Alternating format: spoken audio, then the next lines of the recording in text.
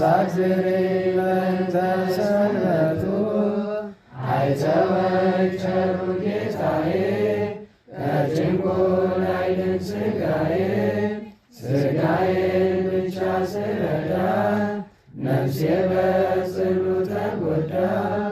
በቤት ያሉ ጻድቃን ይለምናሉ ላጣን ኪዳን ሲያደርሱ ላዋሲ ድርሱ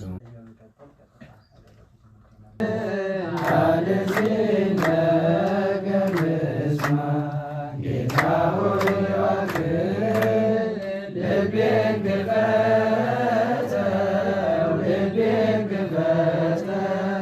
የኔያ ልብ እንደከፈተው ልቤን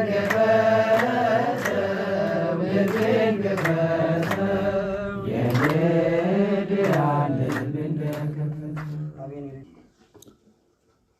በስመ አብ ወወልድ ወመንፈስ ቅዱስ አሐዱ አምላክ። በስመ አብ ወወልድ ወመንፈስ ቅዱስ አሐዱ አምላክ። በስመ አብ ወወልድ ወመንፈስ ቅዱስ አሐዱ አምላክ አሜን። የአባቶቻችን አምላክ የቸርነት ባለቤት ቸሩ እግዚአብሔር ከዚህ ሰዓት ከዚህ ዕለት ያደረሰን ቅዱስ ክቡር ስሙ የተመሰገነ ይሁን። እንዴት ዋላችሁ? ቸርነት፣ ምሕረት፣ ይቅርታ፣ ርኅራኄ የባሕርይ ገንዘብ የሆነ አምላካችን መድኃኒታችን ኢየሱስ ክርስቶስ ለአምላክነት እንደሚገባ በድጋሚ የተመሰገነ ይሁን። እመቤታችን ወላዲተ አምላክ ንጽሕት ቅድስት ድንግል ማርያም፣ ቅዱስ መስቀል፣ ቅድስት ቤተ ክርስቲያን፣ ወዳጆቹ ቅዱሳን ሁሉ የተመሰገኑ ይሁኑ። እንኳን አደረሳችሁ። ቸር መድኃኔዓለም ከእመቤታችን ዓመታዊ ክብረ በዓል ከንጹሐን በረከት ያሳድርብን። ትንቢተ ኢሳይያስ ምዕራፍ 7 ቁጥር 10 እግዚአብሔርም ደግሞ አካዝን እንዲህ ብሎ ተናገረው፣ ከጥልቁ ወይም ከከፍታው ቢሆን ከአምላክ ከእግዚአብሔር ምልክትን ላንተ ለምን። አካዝም አልለምንም፣ አምላኬ እግዚአብሔርንም አልፈታተንም አለም። እርሱም አለ፣ እናንተ የዳዊት ቤት ሆይ ስሙ፣ በውኑ ሰውን ማድከማችሁ ቀላል ነውን? እግዚአብሔርን ታደክማላችሁ። ስለዚህ ጌታ ራሱ ምልክት ይሰጣችኋል። እነሆ ድንግል ትጸንሳለች፣ ወንድ ልጅንም ትወልዳለች፣ ስሙንም አማኑኤል ብላ ትጠራዋለች። ሕፃኑም ክፉን ለመጥላት መልካሙንም ለመምረጥ ሳያውቅ ቅቤና ማር ይበላል። ሕፃኑ ክፉን ለመጥላት መልካሙን ለመምረጥ ሳያውቅ የፈራችው የሁለቱ ነገሥታት ሀገር ባድማ ትሆናለች። ስለ ቅዱስ ቃሉ ቸር እግዚአብሔር የተመሰገነ ይሁን። የጾመ ፍልሰታ ትምህርት ክፍል 7 ዛሬ እንቀጥላለን። ወላዲተ አምላክ በትንቢተ ኢሳይያስ ነው ርዕሳችን። ለዛሬ ደግሞ ናሁ ድንግል ትጸንስ ወትወልድ ወልደ ወትሰምዮ ስሙ አማኑኤል። እነሆ ድንግል ትጸንሳለች፣ ወንድ ልጅንም ትወልዳለች፣ ስሙንም አማኑኤል ትለዋለች የሚል ኃይለ ቃል ይሆናል። ተመሳሳዩ ኃይለ ቃል በቅዱስ ማቴዎስ ወንጌል በምዕራፍ 1 ላይ ተጠቅሶ እናገኘዋለን። የእግዚአብሔር መልአክ ለአረጋዊ ዮሴፍ ሲያስረዳው የጌታን ልደት ነገር ሲነግረው ይህንን ጥቅስ ጠቅሶ ከዚያ አያይዞ አማኑኤል የሚለውን ተርጉሞለታል። ዘበትርጓሜሁ እግዚአብሔር ምስሌነ። አማኑኤልም ማለት እግዚአብሔር ከእኛ ጋር ሆነ። በጥሬ ዘር ቢተረጉሙ በምስጢሩ ቢሄዱ ስጋችንን ነፍሳችንን አንድም ከእመቤታችን ከፍሎ ስጋዋን ነፍሷን ተዋሂዶ አንድ አካል አንድ ባሕርይ ሆነ ማለት ነው። እሱም በኋላ እንመጣበታለን። ስለዚህ ምናልባትም በኢሳይያስ ትንቢት ውስጥ ካሉ ኃይለ ቃሎች መካከል ዋናው በነገረ ማርያም ደረቅ ሐዲስ የሚባለው ትልቁ ይሄ ነው። ደረቅ ሐዲስ ይባላል። ለምንም ነገር አንተረጉመውም ከእመቤታችን በቀር። ለኢየሩሳሌም አንተረጉመውም፣ ለሌላም አንተረጉመውም። ለሀተታ ያክል በትርጓሜ የምታገኙት ነገር ይኖራል። ነገር ግን ደረቅ ሐዲስ በመሆኑ ምክንያት ድንግል ለእመቤታችን፣ ወልድ ለክርስቶስ ብቻ ይተረጎማል። እሱም በኋላ እንመጣበታለን። የዕለቱን በዓላት እናስቀድም። ዛሬ እመቤታችን ወላዲተ አምላክ ቅድስት ድንግል ማርያም ዓመታዊ የጽንሰት በዓሏ ነው። በዓለ ጽንሰታ ወይም በዓለ ቁጽረታ ይባላል። እመቤታችን ቅድስት ድንግል ማርያም ሰላም ለጽንሰትኪ ዕለተ መድኃኒት አባይ እንደሚለው ለእኛ መዳን የመጀመሪያው ጥንቱ የአምላክ እናት መጸነስ ነው። ለምን? እመቤታችን ድንግል ማርያም ስትጸነስ አዳም ከወደቀ በኋላ ተደርጎ የማያውቅ ነገር ስለተደረገ ታምራቱ እንዳለ ሆኖ እመቤታችን ድንግል ማርያም ፍዳ መርገም ሳያገኛት በእናቷ ማኅፀን ተጸንሳለች በቅድስት ሐና። ይህስ እንደምን ነው ቢሉ እግዚአብሔር አባታችን አዳም ኃጢአት ሰርቶ ከወደቀ በኋላ ተስፋ ሰጥቶት ነበረ። ተስፋ ድነት ከልጅ ልጅ ተወልጄ አድንሃለሁ ብሎ ተስፋ ሰጥቶት ነበረ። በዚህ ምክንያት ነቢያት ትንቢት ሲናገሩ፣ ሱባኤ ሲቆጥሩ፣ ምሳሌ ሲመስሉ 5500 ዘመን ቆይተዋል። ታዲያ እግዚአብሔር በየጊዜው የአምላክ እናትን የእናቱን ነገር መግለጥ ይሻልና በምሳሌም በትንቢትም በሕልምም በሱባኤም ይገልጣት ነበረ። ከዚህ መካከል ጎልቶ የሚነገረው ሐረገ ትውልዷ ነው። ተጸነሰች ብለን ስንል ከአዳም ሁልጊዜ እላችኋለሁ መቼም በተደጋጋሚ በልደቷን በጽንሰቷን ምክንያት ስለምንተርከው በቃላችሁ ማጥናት አለባችሁ። ይህንን ከአዳም በሴት ከኖህ በሴም ከአብርሃም በይስሐቅ ከይስሐቅ በያዕቆብ ከያዕቆብ በይሁዳና በሌዊ ከይሁዳ ወርዶ ወርዶ ዳዊት ከዳዊት ወርዶ ወርዶ ኢያቄም ነው። ከሌዊ በቀዓት በእንበረም አድርጎ አሮን ከአሮን ወርዶ ወርዶ ስማቸው ተጠርቶ ደግነታቸው ተመስርቶ የሚነገርላቸው በጥሪቃና ቴክታ ናቸው አይደለም። እንግዲህ እየጎላ ስለመጣ ነው እነሱ የሚተረክ ከመቤታችን ወደ ላይ 7 ትውልድ በሴት። የሚገርማችሁ ነገር እንዴት ዋላችሁ አባቶቻችን አይታችሁ ከሆነ በነገደ ይሁዳ የሚቆጠረው ትውልድ ወንዱን ብቻ ይዞ ነው የሚመጣ። መሃል ላይ ሳት እያደረገ ሴቶች ይገባሉ። እንደዚህ ለምሳሌ ይሁዳ ከማን የወለደ ለክርስቶስ ሐረገ ትውልድ ለመቆጠር ከማን የተወለደ ማና ሕጋ ከሚስቱ አይደለም የወለደ ከሌላ ሴት ነው። ማናታች ሴት ትማር በሉ እንጂ ትማር እስራኤላዊት ናት አይደለችም? ምንድን ነች? አረማዊት ነች አይደለም? ከሷ ከዚያ ወረድ ብሎ ደግሞ እንደገና ሌላም እናገኛለን። ሰለሞን ኢያሪኮን በተዋረሷት ጊዜ ሰለሞን እሱ ደግሞ ማንን አገባ? ያቺ ደብቃቸው የነበረች አመንዝራ የነበረችው ሴት አረጋሞቲ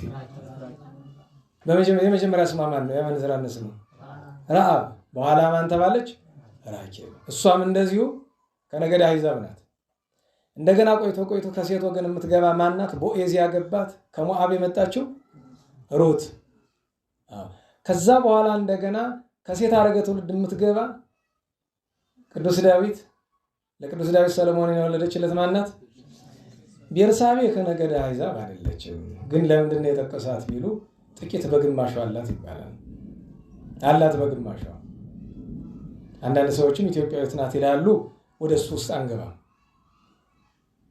ከዚያ ውጭ አይታችሁ ከሆነ ገሌ ዛሬውን የተነበበው የነግህ ወንጌል የአንገርጋሪውን አይታችሁት ከሆነ መጽሐፈ ልደቱ ለክርስቶስ ብሎ አብርሃም ወለዶ ለይስሐቅ እያለ በወንድ ብቻ ነው የሚመጣ። አባቶቻችን መንፈስ ቅዱስ እንዳለበማቸው ደግሞ የቤታችን ሐረገ ትውልድ በቴክታና በጥሪቃ የሚቆጠር በወንድ ነው በሴት ነው? ኧረ በሞቴ ምን ሆናችሁ ነው? አሟችሁ ነው? እውነቴን ነው ማለት በጣም ብዙ ጊዜ ስለሰማችሁት እንዲያው አዲስ ነገር ቢሆን ኖሮ መቼም የሚል ነበር። አንዳንድ ጊዜ ምንድን ነው የምታስጨንቃቸው የሚለኝ ሰው ይኖራል። መልሴ ምንድን ነው? ምን አገባ ነው አይደለም? በነገራችሁ ላይ በሱ የተቀመጣችሁ ዝናብ ቢመታችሁ ዕዳው እናንተ ነው። ያው እዛ ድንኳን ተገዝቶ ተጥሎላችኋል። እንግዲህ መብቱ እናንተ ነው። ዝናብ መመታት ሳይንስ አሁን ቅርብ ጊዜ ደረስኩበት ባለው ጥናት ዝናብ መመታት ለጤና ይጠቅማል ብሏል ተብሏል። እንግዲህ በሃይማኖታችንም ጸበል ነው። ግን ያው ዝናብ ለሚፈራ ወይ ለዝናብ ለሚከብደው ሰው እዚያ ያው ቀላል እንዳይመስላችሁ ገንዘብ ወጥቶበታል። እና እንዲያውም ትልቅ ድንኳን ነው ሊገዛላችሁ የነበር ያለ አይደለም የሰርግ የሚጣሉ ነጭ ድንኳን ትልቅ ወደዛ የሚሄድ እሱን ነበርና አይ እኛ ልንድረው ያሰብነው ሰው ስለሌለ አንፈልግም። ስለዚህ ዝም ብሎ ሸራ ነገር ነው የፈለገው ለጊዜው ዝናብ እንዳይመታ ለዚህና ኋላ ደግሞ ለሊቃውንቱ እንደዚህ እንዲሆን ነው። ግን ያን አጥንትናን አትፍለጡበት እባካችሁ።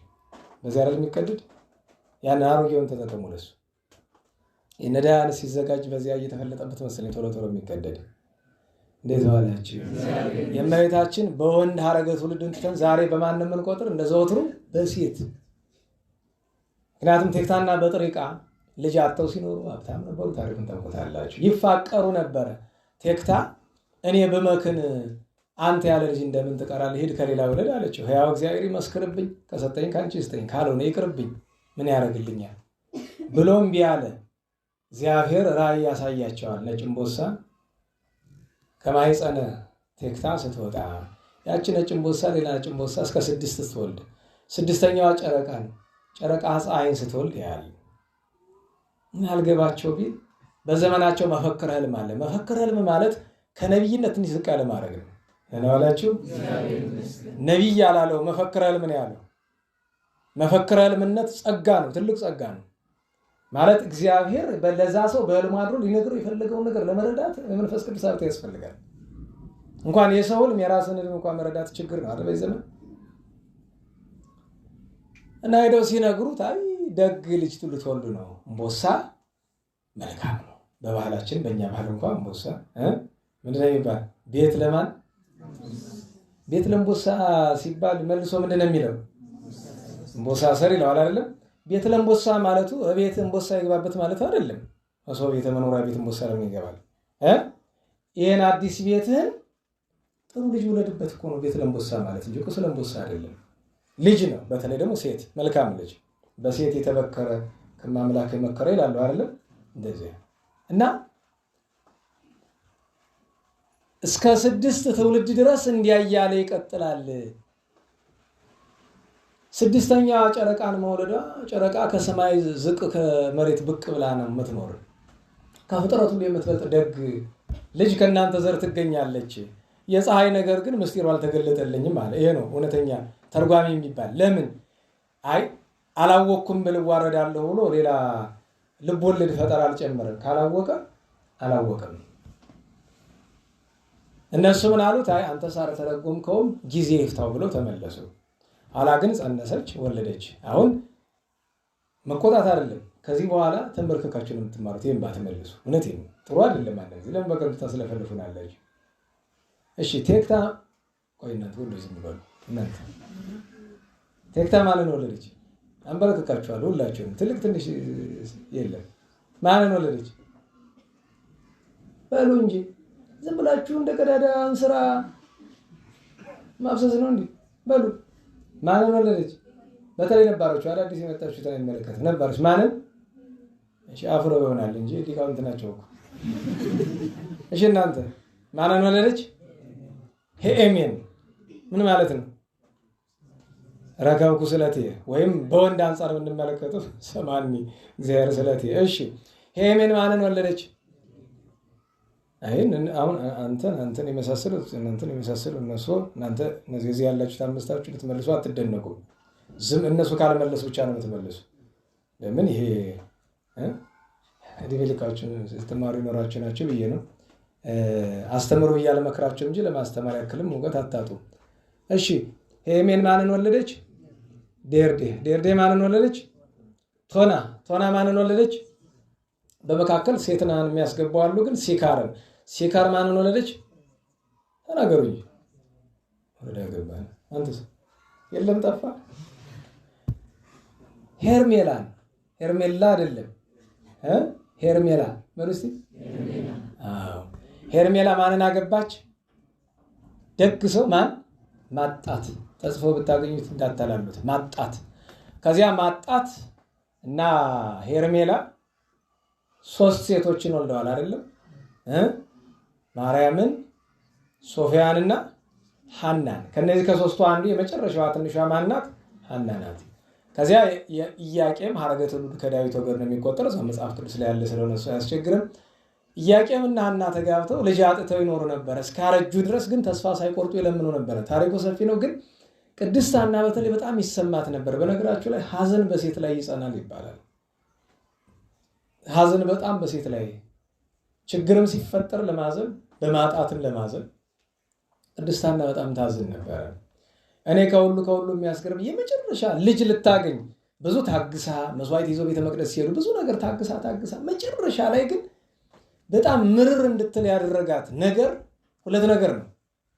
ምን አላችሁ? አንደኛ ያቺ አመንዝራ ጎረቤቷ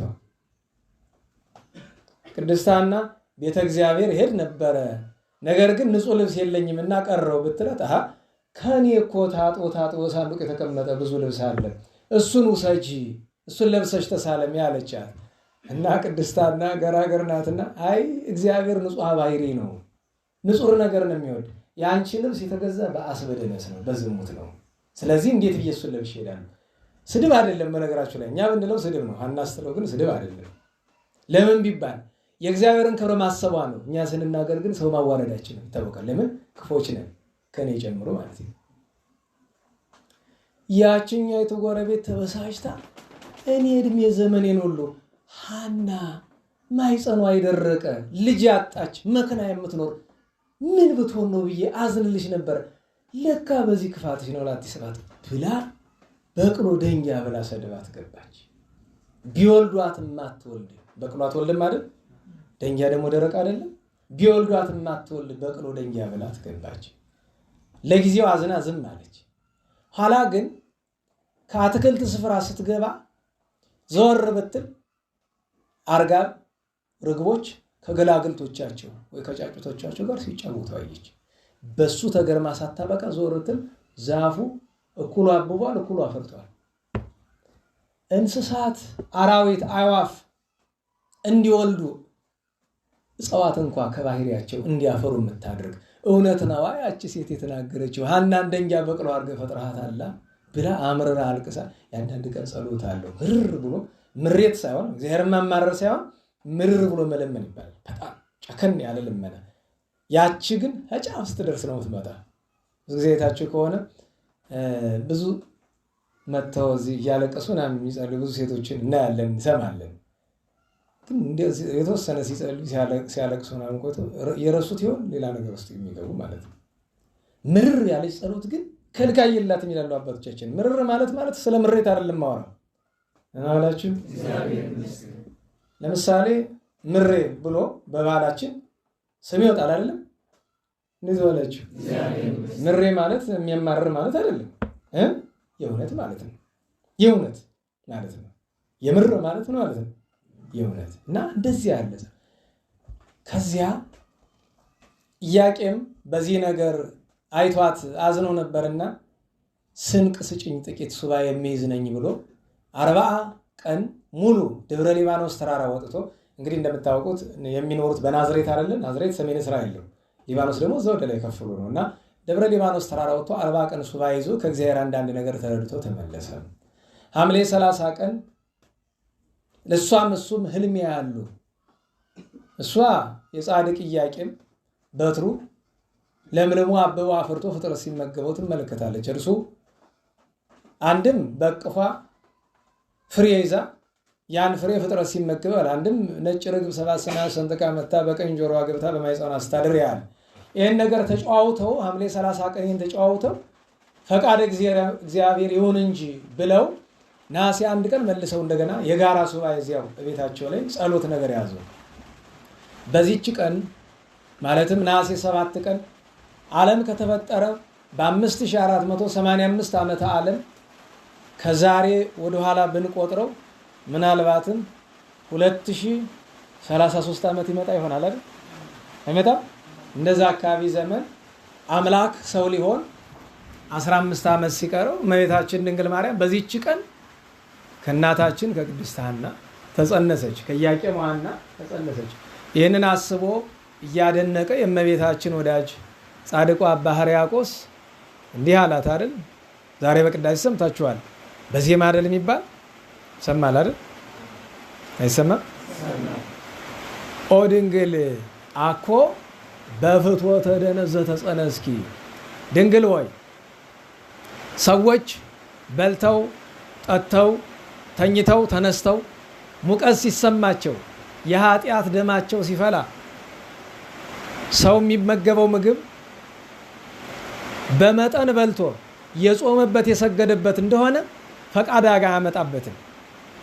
ነገር ግን አለመጠን የሚመገብ የማይሰግድ የማይጾም ከሆነ ያ የበላው ምግብ እኩሉ ሰውነት የሆነውና እኩሉ ግን ለኃጢአት ፈቃድ ሰውነቱን ያሞቀዋል። በነገራችሁ ላይ የኃጢአት ፈቃድ ሰውነት ሲሞቅ እንዴት እንደሚመጣ ማወቅ ከፈለጋችሁ ሰው ጋር ልትጣሉ ስትሉ ሰውነት ይግላል አይደል? ስትበሳጩ አይግልም? ሰው ሲያናድዳችሁ አይግልም? ስትበሳጩ እሱ ብቻ አይደለም፣ ስትፈሩ ራሱ ሰዎች ስሜታችን ሲለወጥ እንደዚያ ነው። እና ለዚያ ነው ምን አላት አኮ በፍትወተ ደነስ ሰዎች በልተው ጠጥተው የኃጢአት ሙቀት ተሰምቷቸው ለፍትወት ብለው አብረው ተኝተው አድረው በሚፈጠር ያይደለ አላ በሩካቤ ዘበህግ እግዚአብሔር የፈቀደው ለአዳምና ለሔዋን የሰጠው ብዙ ወተባዙ ወምልዋ ለምድር ባለው ስርዓት ማና ወያቄም ተወለድኪ ከሐናና ከኢያቄም ተወለድሽ ብሎ አመስግኗታል።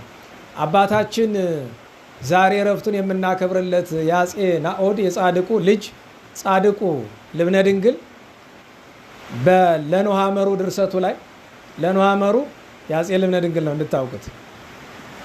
ምን አለ? ለጽንሰትኪ በከርስ በማይፀን ለመጸነስሽ እንበላ አበሳ ወርኩስ አለ።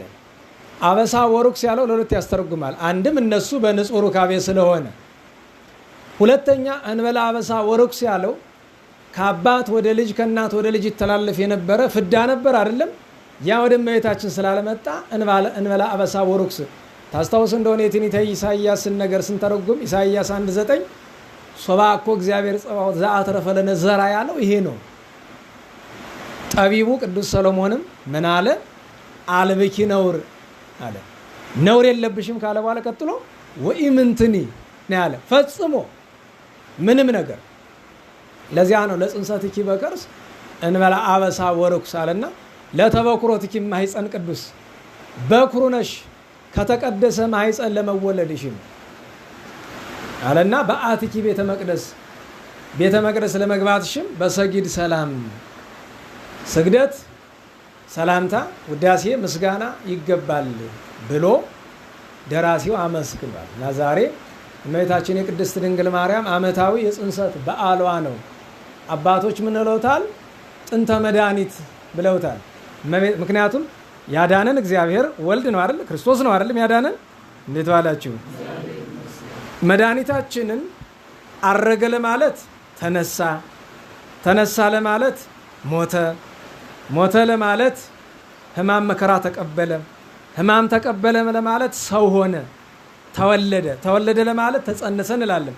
ተጸነሰ ለማለት ድንግል ማርያም ታስፈልጋለች። ድንግል ማርያምን አምላክን ወለደች ለማለት መጀመሪያ ተወለደች ማለት ይቀድማል። ተወለደች ለማለት ማን ይቀድማል? ተጸነሰች ይቀድማል። እና ዛሬ ዕለተ መድኃኒት አባይ ብሎ መጽሐፍ ያመሰገነው በዚያ ምክንያት ነው። ከዚያ አያይዘን ለኋላ ሰዓትም ለመቆጠብ የተአምሯን ነገር የጽንሰቷን ተአምር ዛሬ እንጥቀስ። እመቤታችን ድንግል ማርያም በማኅፀኗ የሰራችው ተአምራት ቁጥር የለውም።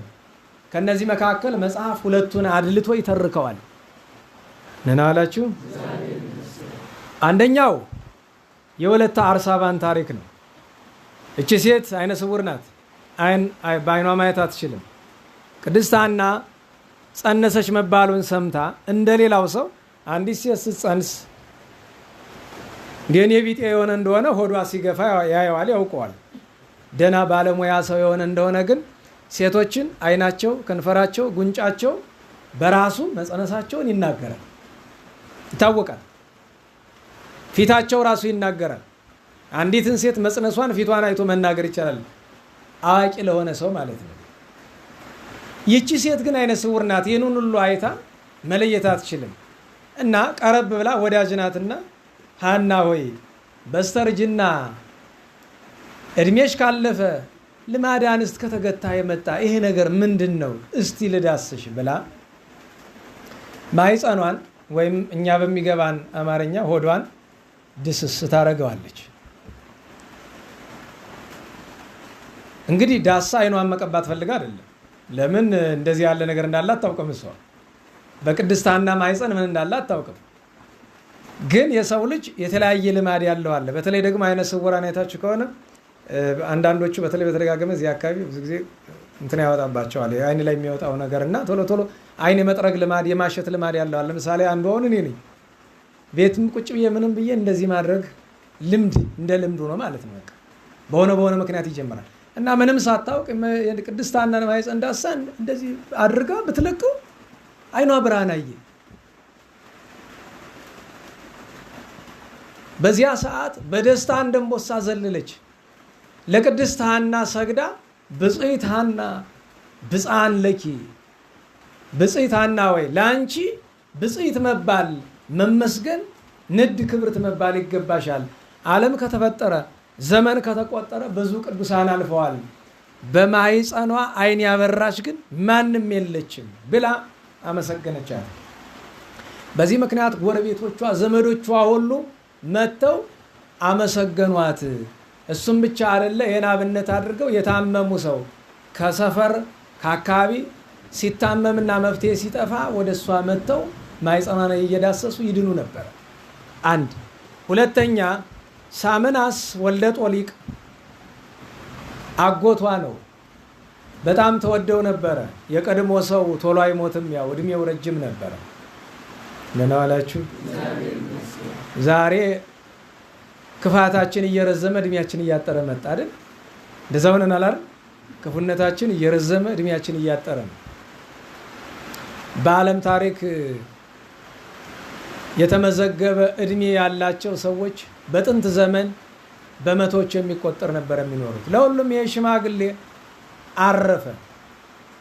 ሐዘኑን ስትሰማ ቅድስት ሐና ደነገጠች። ሊቀበር ሲወስዱት እንዴት ዋላችሁ? በነገራችሁ ላይ ቅድስት ሐና ከሞት ለማስነሳት አይደለም የሄደችው።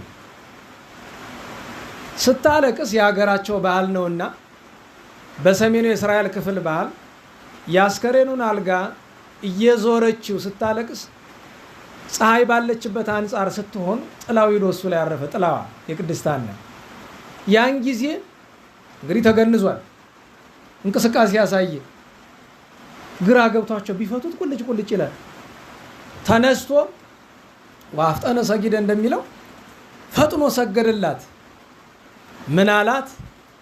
ሰላም ለኪ እምየውቱ ለዘገብረ ሰማየ ወምድረ፣ ሰማይ ምድር ለፈጠረ አያት ልትሆኝ በስጋ የተገባሽ ሐና ሆይ ሰላምታ ላንቺ ይገባል ካላት በኋላ እንደገና ወደ ማኅፀኗ እጅ ነስቶ ሰላም ለኪ እሙ ለፀሐይ ጽድቅ ብሎ ታስታውስ እንደሆነ ቴክታና በጥሪቃ ሲያስተረጉሙ ጨረቃ ማንን ወለደች ብሏል?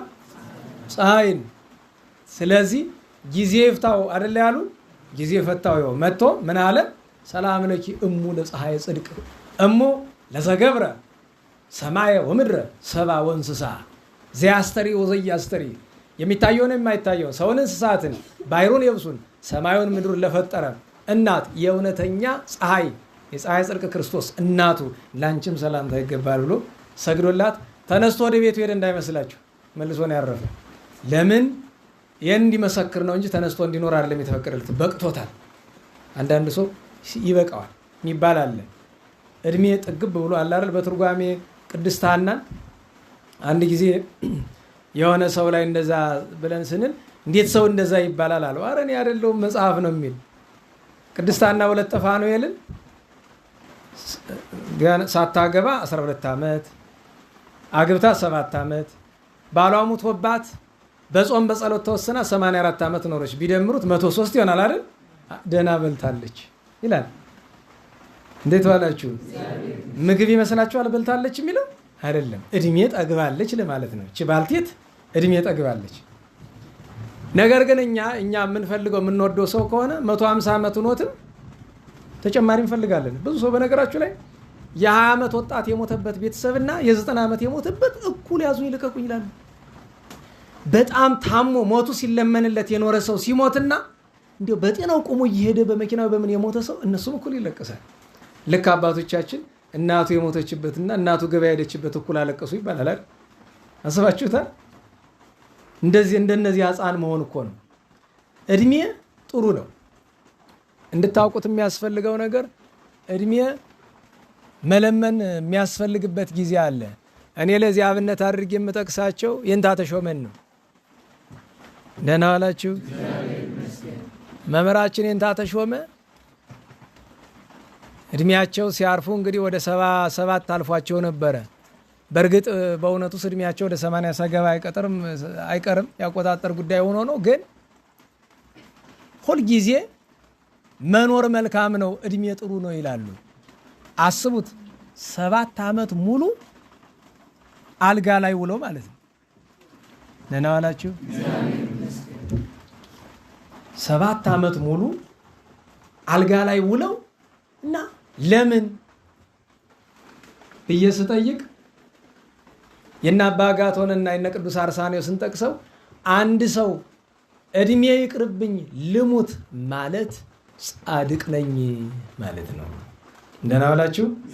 ሰው ሲሞት እግዚአብሔር ፊት ይቀርብ የለ ሲኦልና ገነት አለ አይደለም? ልሙት ማለት ነው። ጻድቅ ነኝ እኔ ምን ጊዜ አልኮንንም ብሎ እንደ ማለት ይቆጠራል። ሰው እድሜ ይለምናል። ቢቀርም ደግሞ እንዲያው እድሜ መለመን እንዲያው ደግሞ ዘመን አጸብ የመከራ ዘመን ቢሆን እንኳን ምን ያደርጋል? እድሜም ሳይለምን ሞትም ሳይለምን ዝም ብሎ ተመስገን አንተ ታውቃለህ እንደ ፈቃድህ ማለት ነው እንጂ እንደዚያች ሴትዮ ታውቁት ነች መነኩሴ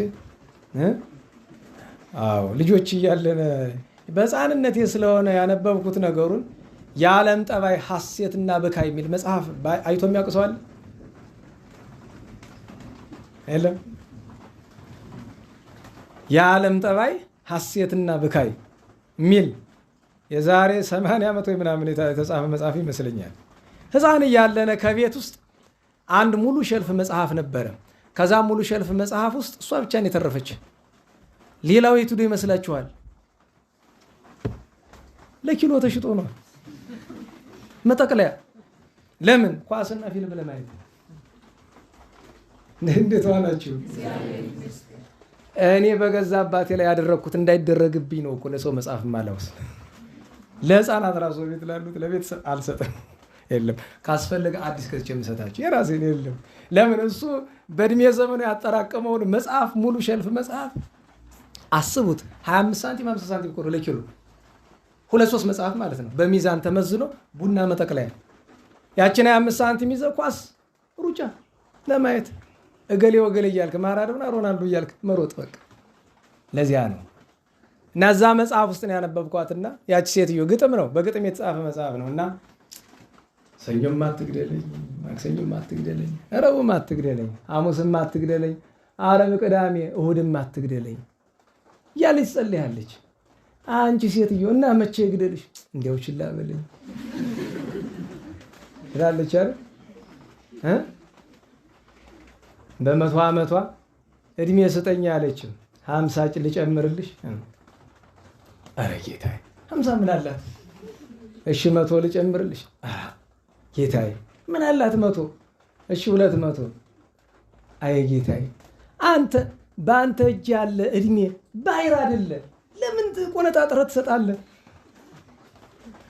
እንግዲህ በትክክል አውርተው ይሆን እንዲያው በፈጠራ ጽፈውት አላውቅም። ግን ይሄ የቅዱሳን ታሪክ አይደለም። እንዲያው አንዳንድ እንደዚሁ አልፎ አልፎ ለትምህርትም ፈጥረውት ይሆናል፣ እውነትም ሊሆን ይችላል። የእድሜ ነገር ተነስቶ ነው። ለሁሉም እንዲያ ብሎ ተነስቶ መስክሮ መልሶ አርፏልና እመቤታችን በማኅፀን እያለች አይነ ስውር ያበራች፣ የሞተ ያስነሳች፣ ክብሯ ገናንነቷ ከሞት በተነሳ ሰው የተመሰከረላት መላእክት እና በኋላ እኮ እዚያ የነበሩት ከማረፉ በፊት በምን ምክንያት እንዲያልቅ ሲሉት መላእክት እንዲህ እያሉ ሲያመሰግኑ ሰምቼ ብሏል። የመላእክት ምስጋና ነው ነገሩና የታምሯ የጽንሰቷ የልደቷ የስሟ በረከት ይደርብን። አሁን ወደ ትምህርታችን እንምጣና ሰዓቱን እንጠቀመው። የሌሎች ቅዱሳንንም ታሪክ እናውሳ እንጂ ዛሬ የእስራኤል እና የራሄል ልጅ እስራኤል ያዕቆብ እና የራሄል ልጅ ከ12ቱ ነገደ እስራኤል የተቀደሰው በግብፅ የንጉሱ ሁለተኛ እስከመሆን ድረስ የደረሰው ጻድቅ ሰው ቅዱስ ዮሴፍ ልደቱ ነው። ከዚያ በተረፈ ቅዱስ ጴጥሮስ ሊቀ ሐዋርያት ቅዱስ ማቴዎስ ወንጌል ምዕራፍ 16 ላይ እንደምታነቡት 16 ላይ ደቀ መዛሙርቱ ጌታችን መድኃኒታችን ኢየሱስ ክርስቶስ ማን እንደሆነ ለማወቅ ተቸግረው ነበረ። አንዳንድ ጊዜ ድንቅ ነገሩን እያዩ ነቢያት አንዱ ይሆን እያሉ ይቸገሩ ነበርና አንድ ጊዜ ሲከራከሩ ቅዱስ ጴጥሮስ በዚያ ፈንጠር ብሎ ተቀምጦ ደቀ መዛሙርቱ ማን ነው ክርክራቸው? እግዚአብሔር ነው አይደለም? እግዚአብሔር ነው ወይስ አይደለም? አይደለም። ክርክራቸው ምንድነው? እንዴት ዋላችሁ? ኤርሚያስ ነው ወይስ ኤልያስ ነው ወይስ ሙሴ ነው ወይስ መጥምቁ ዮሐንስ ከሞት ተነስቶ ነው? እንደዚያ ነው የሚለው። በመካከል ያ ሽማግሌ ዳኘን ብለው ትልቅ ስለሆነ በዚያ ወቅት ቅዱስ ጴጥሮስን ይጠሩታል። እስኪ ንገረን ማን ነው ትላለህ አሉት። በጣም ተበሳጨባቸው፣ ተቆጣቸው። እንዲህ እርሱ ያው እግዚአብሔር ልጅ ክርስቶስ ነው እንጂ ደግሞ በነቢይ ተመስሉታላችሁ ብሎ ተቆጣቸው። ጌታችን በሌላ ስፍራ ነው ያለ። እንዲያ ሲሆን የማይሰማቸው መስሏቸዋል። ከዚያ እነሱንም ሳያስደነግጥ ወዲህ ቅዱስ ጴጥሮስን አስመስክሮ ምስክርነቱን ተናግሮ ለመሾም ወዲህ የእነሱን ልብ ለማረም ሳያስደነግጣቸው ይዟቸው ወጣና ማን ትሉኛላችሁ ብሎ ከማስደንገጥ ይልቅ ሰዎች ማን ይሉኛል አላቸው። እነሱ ደግሞ በብሂል ይብሉ ይላሉ አባቶቻችን አይደል? ሰዎች እንዲህ ይሉሃል እያሉ የልባቸውን እያወጡ የራሳቸውን ተናገሩ። ኤርምያስም ኤልያስም መጥምቁ ዮሐንስም እያሉ ተናገሩ። አንትሙኬ እንከ መነ ትብሉኒ፣ እናንተ እንግዲህ ማን ነው የምትሉኝ? ሰውስ እንደዚህ አለኝ ሲላቸው ፍጥጥ ለምን የራሳቸውን ተናግረው የለ እንደነዋላችሁ። ያን ጊዜ ቅዱስ ጴጥሮስ ፈጠን ብሎ አንተ ውእቱ ክርስቶስ ወልደ እግዚአብሔር ሕያው፣ አንተ የሕያው እግዚአብሔር ልጅ አንድያ የባሕሪ ልጁ ክርስቶስ ነህ፣ ከወዲህ ዓለም ወዲህ ዓለም የመጣ ብሎ መሰከረ። ያን ጊዜ ምን አለው? ኢከሰተ ለከ ዘሥጋ ወደም፣ ይህንን ስጋዊ ደማዊ አመለካከት አልገለጠልህም። ይሄ ነገር ትልቅ ነገር ይነግረናል አይደል? የዘመን አገልግሎት በሙሉ ማለት ይችላል በስጋና በደም አመለካከት ነው፣ በመንፈስ ቅዱስ ሐሳብ አይደለም። ከጥቂቶች አባቶችና እናቶች ከእውነተኞቹ በቀር የሰማዩ አባት ገልጦልሃል እንጂ አለና ብፁዕ አንተ ስምዖን ወልደ ዮና፣ የዮና ልጅ ስምዖን ሆይ አንተ ንዑድ ነህ፣ ክቡር ነህ። በነገራችሁ ላይ እንዴት ዋላችሁ? ዮና የሚል ቃል ከዚህ ከቅዱስ ጴጥሮስ አባት ውጭ ሌላ ታውቃላችሁ? ዮና ተብሎ የተጠራ ሰው ይኸውላችሁ፣ አንዳንድ ቃላት በግሪክ ሲመጡና በሌላ ቋንቋ ሲመጡ እኮ ነው የቸገረን።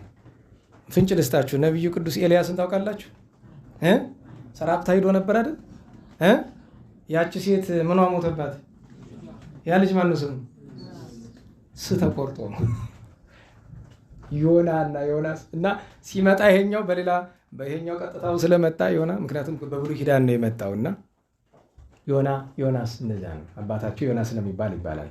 እና ብፁዕ አንተ ስምዖን ወልደ ዮና፣ አንተ ንዑድ ነህ፣ ክቡር ነህ፣ አንተ ኮክ፣ አንተ መሰረት ነህ፣ አለት ነህ። ወዲህ በዛቲ ኮክ አንጻ ለቤተ ክርስቲያኔ፣ ቤተክርስቲያንን በአንተ መሰረትነት አንድም በዚች በተናገርካት ቃል መሰረትነት ሰራት አለው፣ አንጻት አለው። ዋና ቅጸ ሲኦል ይህይልዋ፣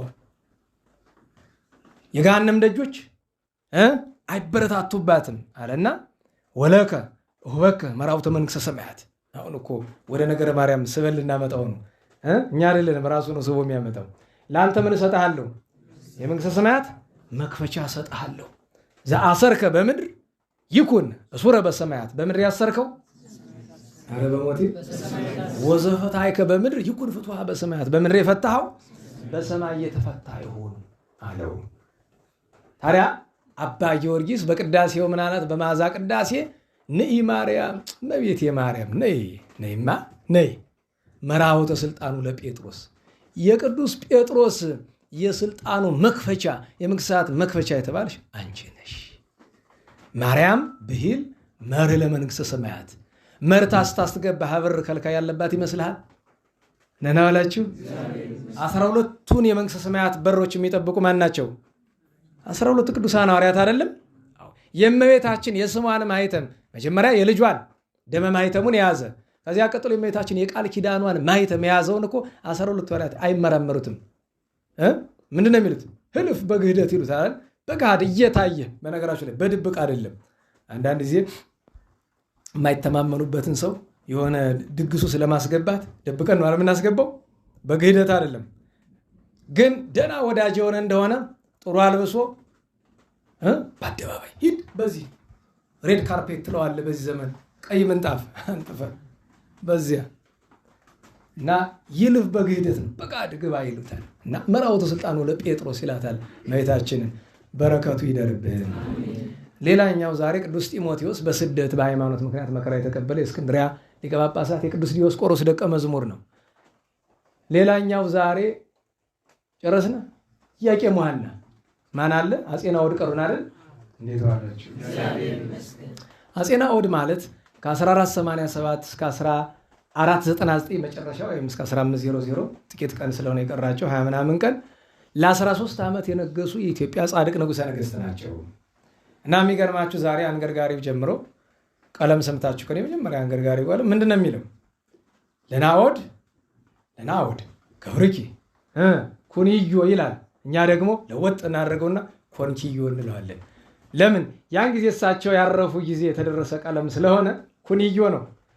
ሰዋስወ ሳይል የይቅርታ መሰላል ሁኚው ርስቱን መንግስቱ እንዲወርስ ወዳጅሽ ነው። መልክአ ማርያምን የደረሰልሽ ብዙ ቅንያት የደረሰልሽ ሊቅ ጻድቅ ብዙ ምስጢር ያናገርሽ የገለጽሽለት ምስጢረ ሥላሴ የተገለጠለት ጻድቅ ንጉሥ ነው። ኩንዮ ሰዋስወ ሳይል ምን አለ? ማይፈዱ ለነበልባል የነበልባለ መለኮት የእግዚአብሔር ማይፈዱ ማደሪያው መርዓት ዘወንጌል የወንጌል ምን ሙሽራ ምን አላችሁ? ቅዱስ ሰሎሞን መርዓት አላላትም? ኧረ በሞት የተው አዎ አለው እኮ ራሱ የዛሬ ወረብ አልሰማችሁ? አንገርጋሪ ወረብ ማይፈዱ ለነበልባል አታውቁትም? መርዓት ዘወንጌል መርዓት ዘወንጌል አለ እኮ። እስቲ ሞክሩት። ሰነፉላ መዝሙር እንኳ እኔ በነገራችሁ ላይ ሰንበት ተማሪ ምስጢር ብዙ አያውቅም፣ መዝሙር ግን ይችላል አይደለም? ሌላው ደግሞ መዝሙር የማይችለው ምስጢር ይችላል። እናንተ የትኛው ናችሁ? አንዱን ቻሉ እንጂ ይሄ ደግሞ በነገራችን ላይ አንገርጋሪ ላይ ያሉት ወረቦች ተመሳሳይ ዜማ ተመሳሳይ ጉሮሮ ስለሆነ የሚጠቅሙት አያስቸግሩም። በላምታስ ማይፈዱ ለነበልባል ማይፈዱ ለነበልባል መርዓት ዘወንጌል መርዓት ዘወንጌል መርዓት ዘወንጌል መርዓት ዘወንጌል መርዓት ዘወንጌል። እንግዲህ በነገራችሁ ላይ መርዓት ዘወንጌል የሚለው ሁለተኛውን እንደሱ ሳይሆን እንደ መደበኛውን ማድረግ ትችላላችሁ።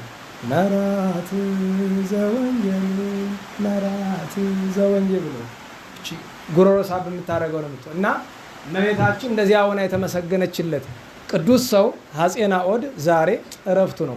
በነገራችን ላይ መልክአ ማርያም ዛሬ ደግመናል። ዛሬ አልደግምን መቼል እንደግመው ነው።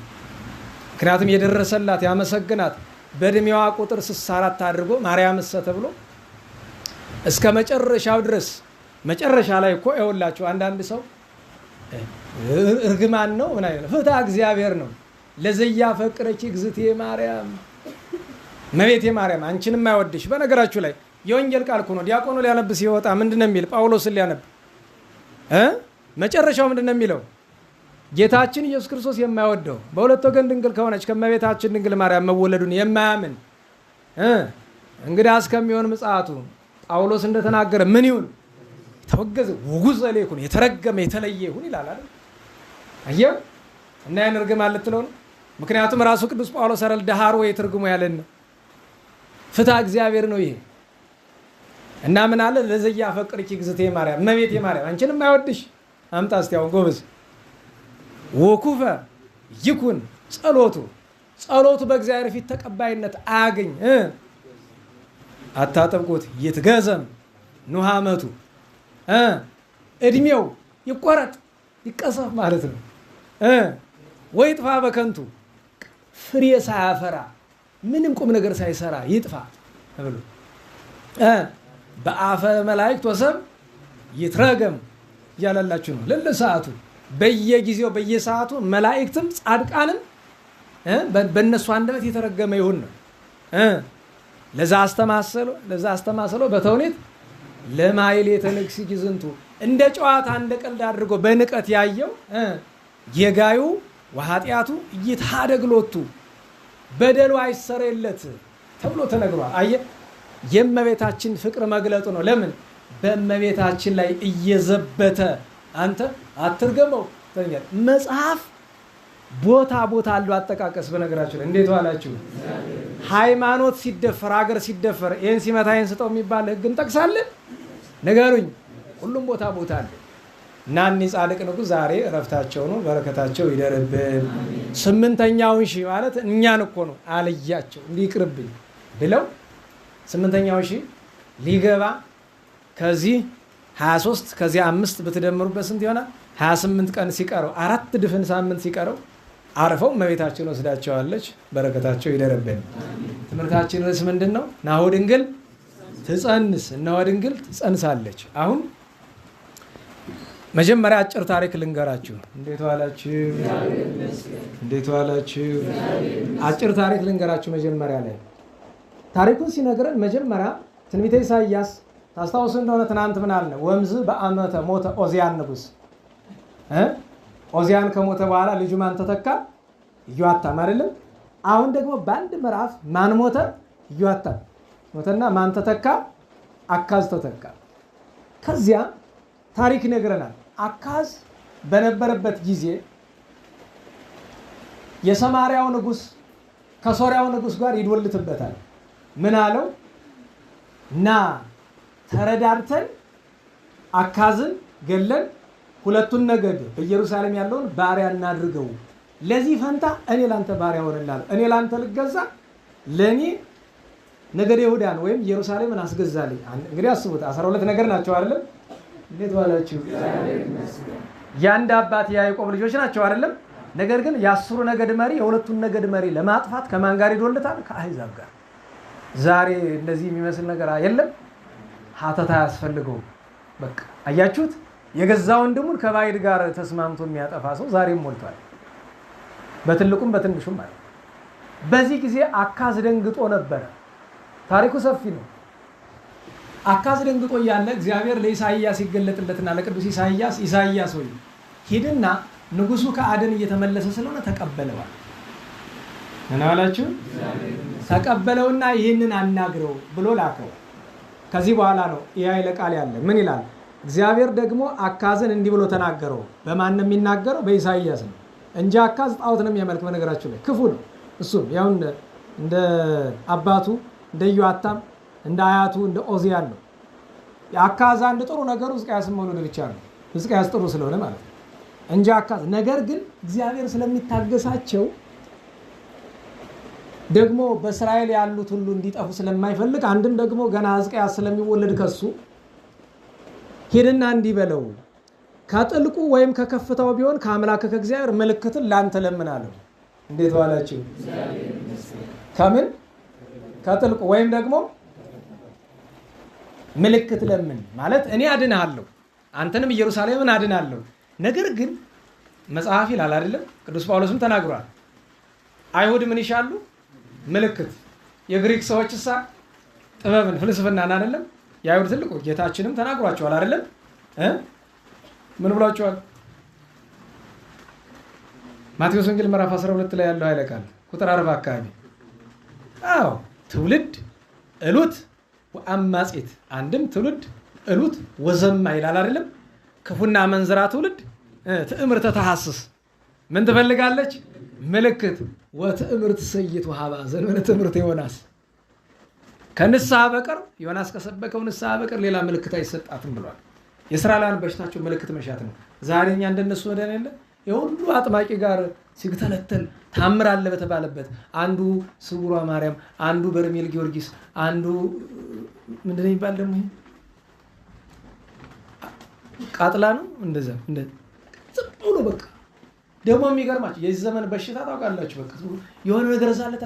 በነገራችሁ ላይ እንዴት ዋላችሁ? ያለን በቤተክርስቲያን ማን ነው? እመቤታችን እዚሁ ሆና እኛ ማዳን አቅቷት። ቃጥላ ያለችው ማርያም ሌላ ናት። ስውራ ማርያም ላይ ያለችው ሌላ ናት። እዚህ አቡነ አብዬ እግዚ ቆሞ የጸለዩበት እዚህ ያላዳኑኝ የት ሂጄ እድናለሁ? ቅዱስ መርቆሬዎስ እዚህ ያላዳነኝ የት ሂጄ እድናለሁ?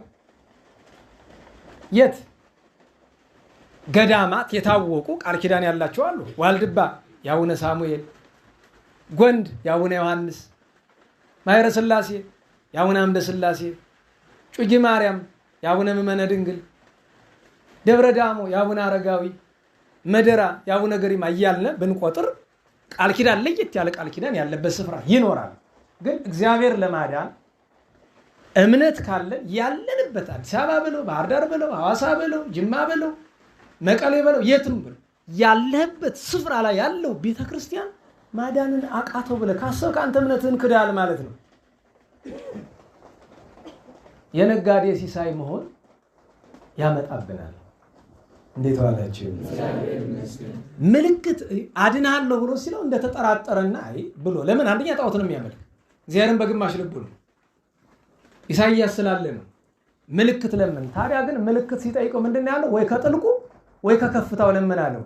አባቶቻችን ምን ተርጓል? ከጥልቁ ማለት እንደ ሙሴ ባህር ከፈልልኝ በለኝ ከፈለክ ከፍልልሃለሁ ምልክት። ከላይሳ ከከፍታው አለ እንደ ኢያሱ ፀሐይ አቁምልኝ በለኝ ከፈለክ አቁምልሃለሁ። እንግዲህ ለዛ ክፉ ሰው እንኳን ለእስራኤል ሲል እግዚአብሔር እንደዚያ። የሚገርማችሁ ግን አካዝ ግን ምን አለ? አለምንም አለ። እንዴት ዋላችሁ? አለምንም ማለቱ በጌታችን ስለማያምን ነው። ቀጥሎ ግን ምን አለ? አምላክ እግዚአብሔርንም አልፈታተንም አለ። እቺን አባቱ ምን አለ? የፍርሃት አነጋገር ናት። ለምን አያምንበትም? ግን ይፈራዋል። ምን ዋላችሁ? እንዴት ዋላችሁ? አንዳንድ ሰው አለ አይደለም በድግምት ምንም አይሰራ ምናምን ሲል ይቆያል። ከዛ ዝም ብለህ ወረቀት አውጣና ባዶ ወረቀት እኮ ነው ዝም ብለህ ትትትትበል ዝም ብለህ ጨርቁን እንደሚል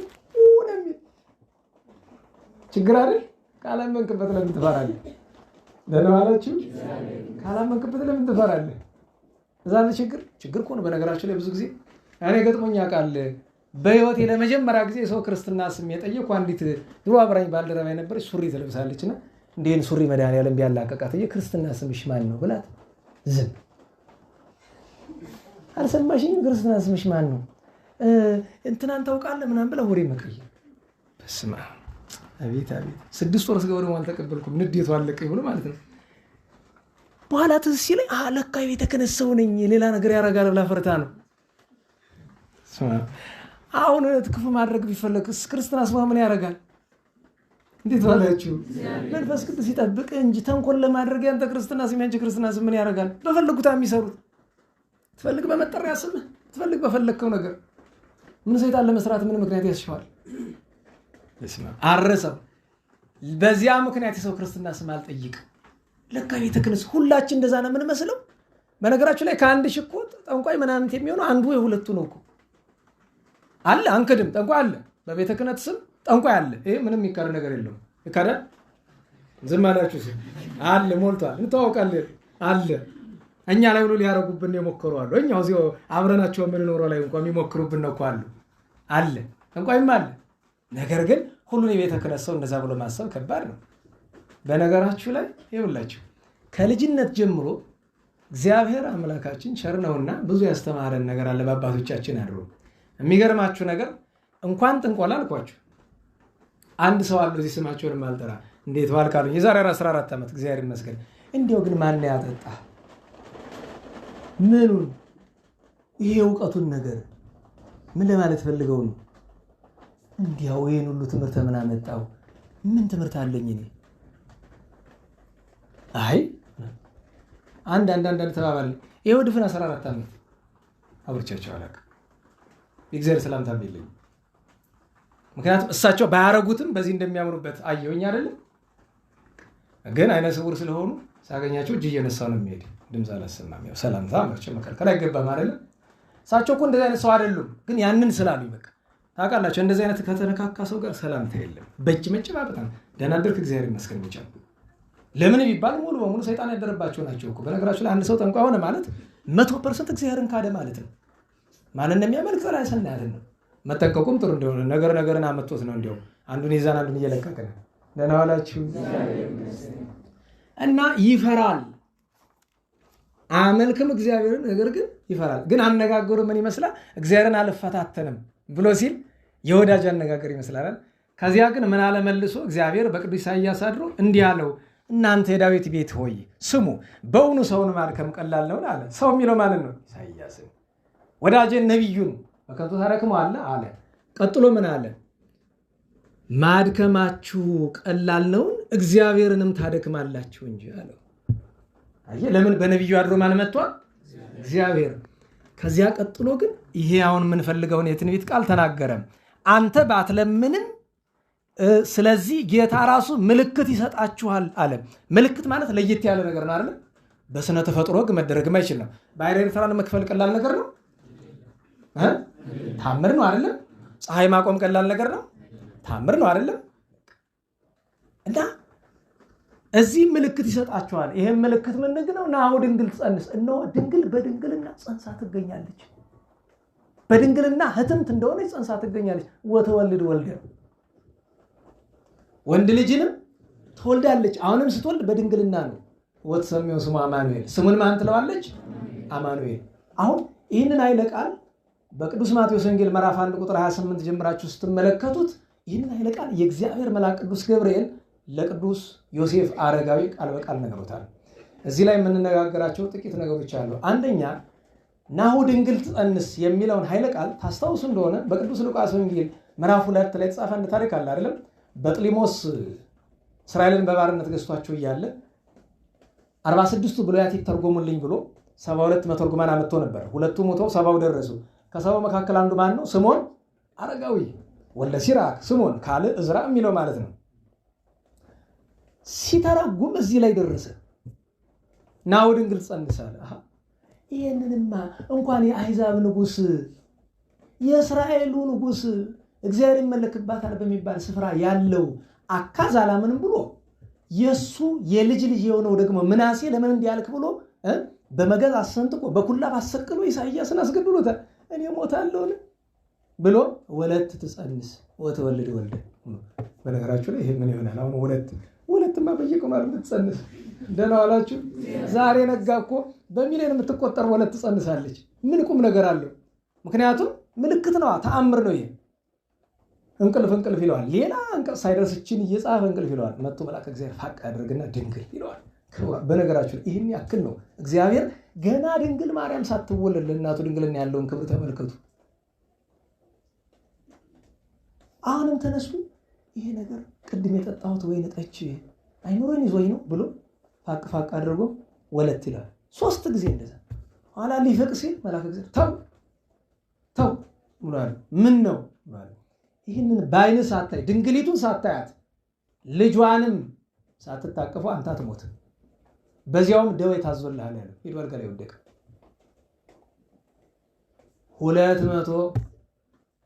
214 ዓመት 16 ዓመት አልጋ ላይ ተጣብቆ ይኖራል። የእመቤታችን ድንግልና አስቡት፣ የአምላክ እናት ድንግልና። ስለዚህ መነጋገር የሚገባው መጀመሪያ ናሁ ድንግል ትጸንስ ከሆነ ያ ምልክት ያ ተአምር የድንግል ማርያም በድንግልና መጽነስ ከሆነ ድንግልና ምንድን ነው? በነገራችሁ ላይ እዚሁ ላይ ልምከራችሁ። አንዳንድ ሰው አለ በድንግልና መኖር እፈልጋለሁ ግን መመነን አልፈልግም የሚል። በድንግልና መኖሩን ለምንድን ነው የፈለግከው? በነገራችሁ ላይ ድንግልና ማለት እኮ ወንድ ከሴት ጋር ሴት ከወንድ ጋር መተኛት አለመተኛት ብቻ አይደለም።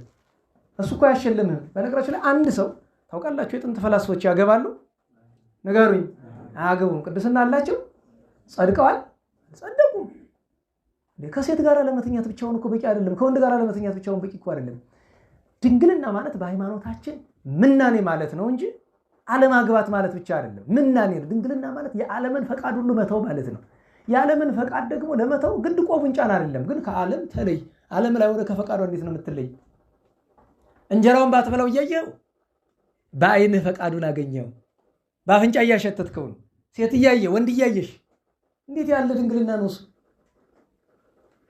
ልዩ ትእዛዝ ከእግዚአብሔር ካለው ሰው በቀር እንዲህ ያለ ነገር ተፈቀደ አይደለም። እንደ እሱን ማወቅ አለብን።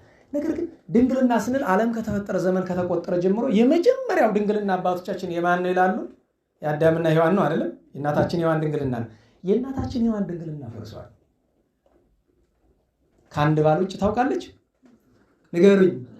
ድንግልናዋ የስጋ ድንግልና ሳይሆን የአእምሮ ድንግልናዋ ያጠፋ እግዚአብሔርን ለመገዳደር ዕፀ በለስ የቆረጠች ቀን ነው። ልብላ ያለች ቀን ነው። ድንግልና የአእምሮ ድንግልና የሀሳብ ድንግልናዋ ያጠፋ የዛን ጊዜ ነው። ከዚያ በኋላ ብዙ ደናግል ነበሩ። እመቤታችን ከመወለዷ በፊት ብዙ ደናግል ነበሩ። ከተወለደች በኋላ ብዙ ደናግል ነበሩ። እነዚህ ሁሉ ደናግል ግን ከእመቤታችን ድንግልና ጋር ሊናጸሩ የማይችሉበትን ምክንያት ነው የምነግራችሁ።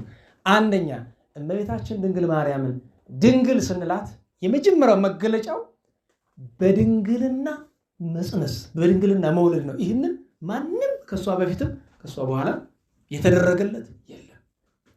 ደህና ዋላችሁ። ድንግል ነው የኖረው አሉ። ነገር ግን ድንግሉ ነው መውለድ አልተቻላቸውም። መውለድ አልተቻላቸውም። ድንግልና የስጋ ድንግልና አላቸው፣ ግን መውለድ አልተቻለም። ስለዚህ እመቤታችን በድንግልና ጸንሳ፣ በነገራችሁ ላይ በታሪክ ድንግልናቸው ሳይነካ የጸነሱ ሴቶች አሉ። የቅድስት ሶፊያን ታሪክ አይደለም፣ ሌላ ቀን ተርክላቸዋለሁ ከፈለጋችሁ። የቅድስት ሶፊያ ታሪክ ድንግልና እሷ ጠፍቷል፣ ምክንያቱም በዝሙት ወድቃለች። ሌላ ታሪክ አለ። ነገር ግን ያ የሆነበት ምክንያት የወንዱ ዘር በተለያየ ምክንያት ወደ ማይጸኗ ደርሶ ነው። በሆነ ምክንያት አሁን ልነግራችሁ በማልችለው ነገር ግን ስትወልድ ድንግልና ጠፍቷል። ዞሮ ዞሮ ያቺ ሴት ምክንያቱም ድንግልና ሳይገሰስ ልጅ ሊወጣ አይችልም። ስለዚህ እመቤታችን ድንግል ማርያምን ድንግል ብለን ስንል በድንግልና ነው የጸነሰች፣ በድንግልና ያወለደች። እርሱም ፍጡር አይደለም ፈጣሪ፣ ሩቅ ብእሲ አይደለም ወልደ እግዚአብሔርን ነው በድንግልና ጸንሳ፣ በድንግልና በሕቱም ድንግልና በተድላ መለኮት የወለደች። አንድ ሁለተኛ እመቤታችንን ድንግል ስንል መገለጫው ምንድን ነው? ቅዱስ ባስልዮስ የተናገረው ወትረ ድንግል ማርያም ቅድመ ጸኒስ ጊዜ ጸኒስ ድረ ጸኒስ ድንግል፣ ቅድመ ወሊድ ጊዜ ወሊድ ድረ ወሊድ ድንግል። አንድም እመቤታችን ድንግል ስንላት የስጋ ድንግልና ብቻ አይደለም። እመቤታችንን ድንግል የምንላት አባቶቻችን ምን አሉ? እመቤታችን ንጽሐ ስጋ ያልጎደለባት፣ ንጽሐ ነፍስ ያልጎደለባት፣ ንጽሐ ልቦና ያልጎደለባት፣ እነዚህ ሶስቱ ያሉት በአንድነት ከተሆኑ ከፍጥረት ወገን አልተገኘም። አንድም እመቤታችን ድንግል ስንላት በሐልዮ ከሚመጣ ነገር ሁሉ ድንግል፣ በነቢብ ከሚደረግ ነገር በሙሉ ድንግል፣ በገቢር ከሚሰራ ኃጢአት ሁሉ ድንግል ናት። ስለዚህ ድንግል ትጸንሳለች ሲባል እንዲያ ነው። ሌላ መገለጫው ደግሞ ድንግል ብለን ስንል አንዲት ሴት ድንግል እስከሆነች ድረስ ወተት ከጡቷ ልታመነጭ አይቻላትም። እመቤታችን ግን ሀሊበ ድንጋሌ አስገኝታለች። ድንግል ናሁ ድንግል ትጸንስ አለ። መጽነሷ እንዴት ነው? በብስራተ መልአክ ከመንህብ ዘም ቃል ንባብ እንደሚለው እንደ ንብ። የንብ ነገር በራሱ ወደ 20 ሀተታ የሚያመጣ ትምህርት ስለሆነ ለብቻው ራሱን ችሎ የሚሰጥ ትምህርት ነው እና እመቤታችን ምልክት ያለው አካዝን ከማን አድንሃለሁ ነው ያለው? ከሁለቱ ነገስታት አይደለም? እንዴት ዋላችሁ? እንዴት ዋላችሁ? ከሁለቱ ነገስታት ከሰማርያውና ከሶርያው ንጉስ አድንሃለሁ ብሎ ምልክት ነው እንደሚያድን። ለእኛሳ በአዲስ ኪዳን የተሰጠን ምልክት ድንግል ማርያም በድንግልና መውለዷ እንዴት ያለ ምልክት ነው ከተባለ ከሲኦል ከገሃነመ እሳት ከፍዳ ከመርገም ለመዳናችን ምልክት ቤታችን ናት። እንዴት ቢሉ በድንግልና መጽነሷ፣ በድንግልና አምላክን መውለዷ ምልክት፣ የመዳናችን ምልክት። ቀጥሎ ግን አንድ ኃይለ ቃል ይጨምራል ነቢየ እግዚአብሔር ስለ ሕፃኑ ስለ እመቤታችን ስለ ጌታ ሕፃኑ ክፉን ለመጥራት አንድ የዘለለው ነገር አለ። ስሙን አማኑኤል ትለዋለች።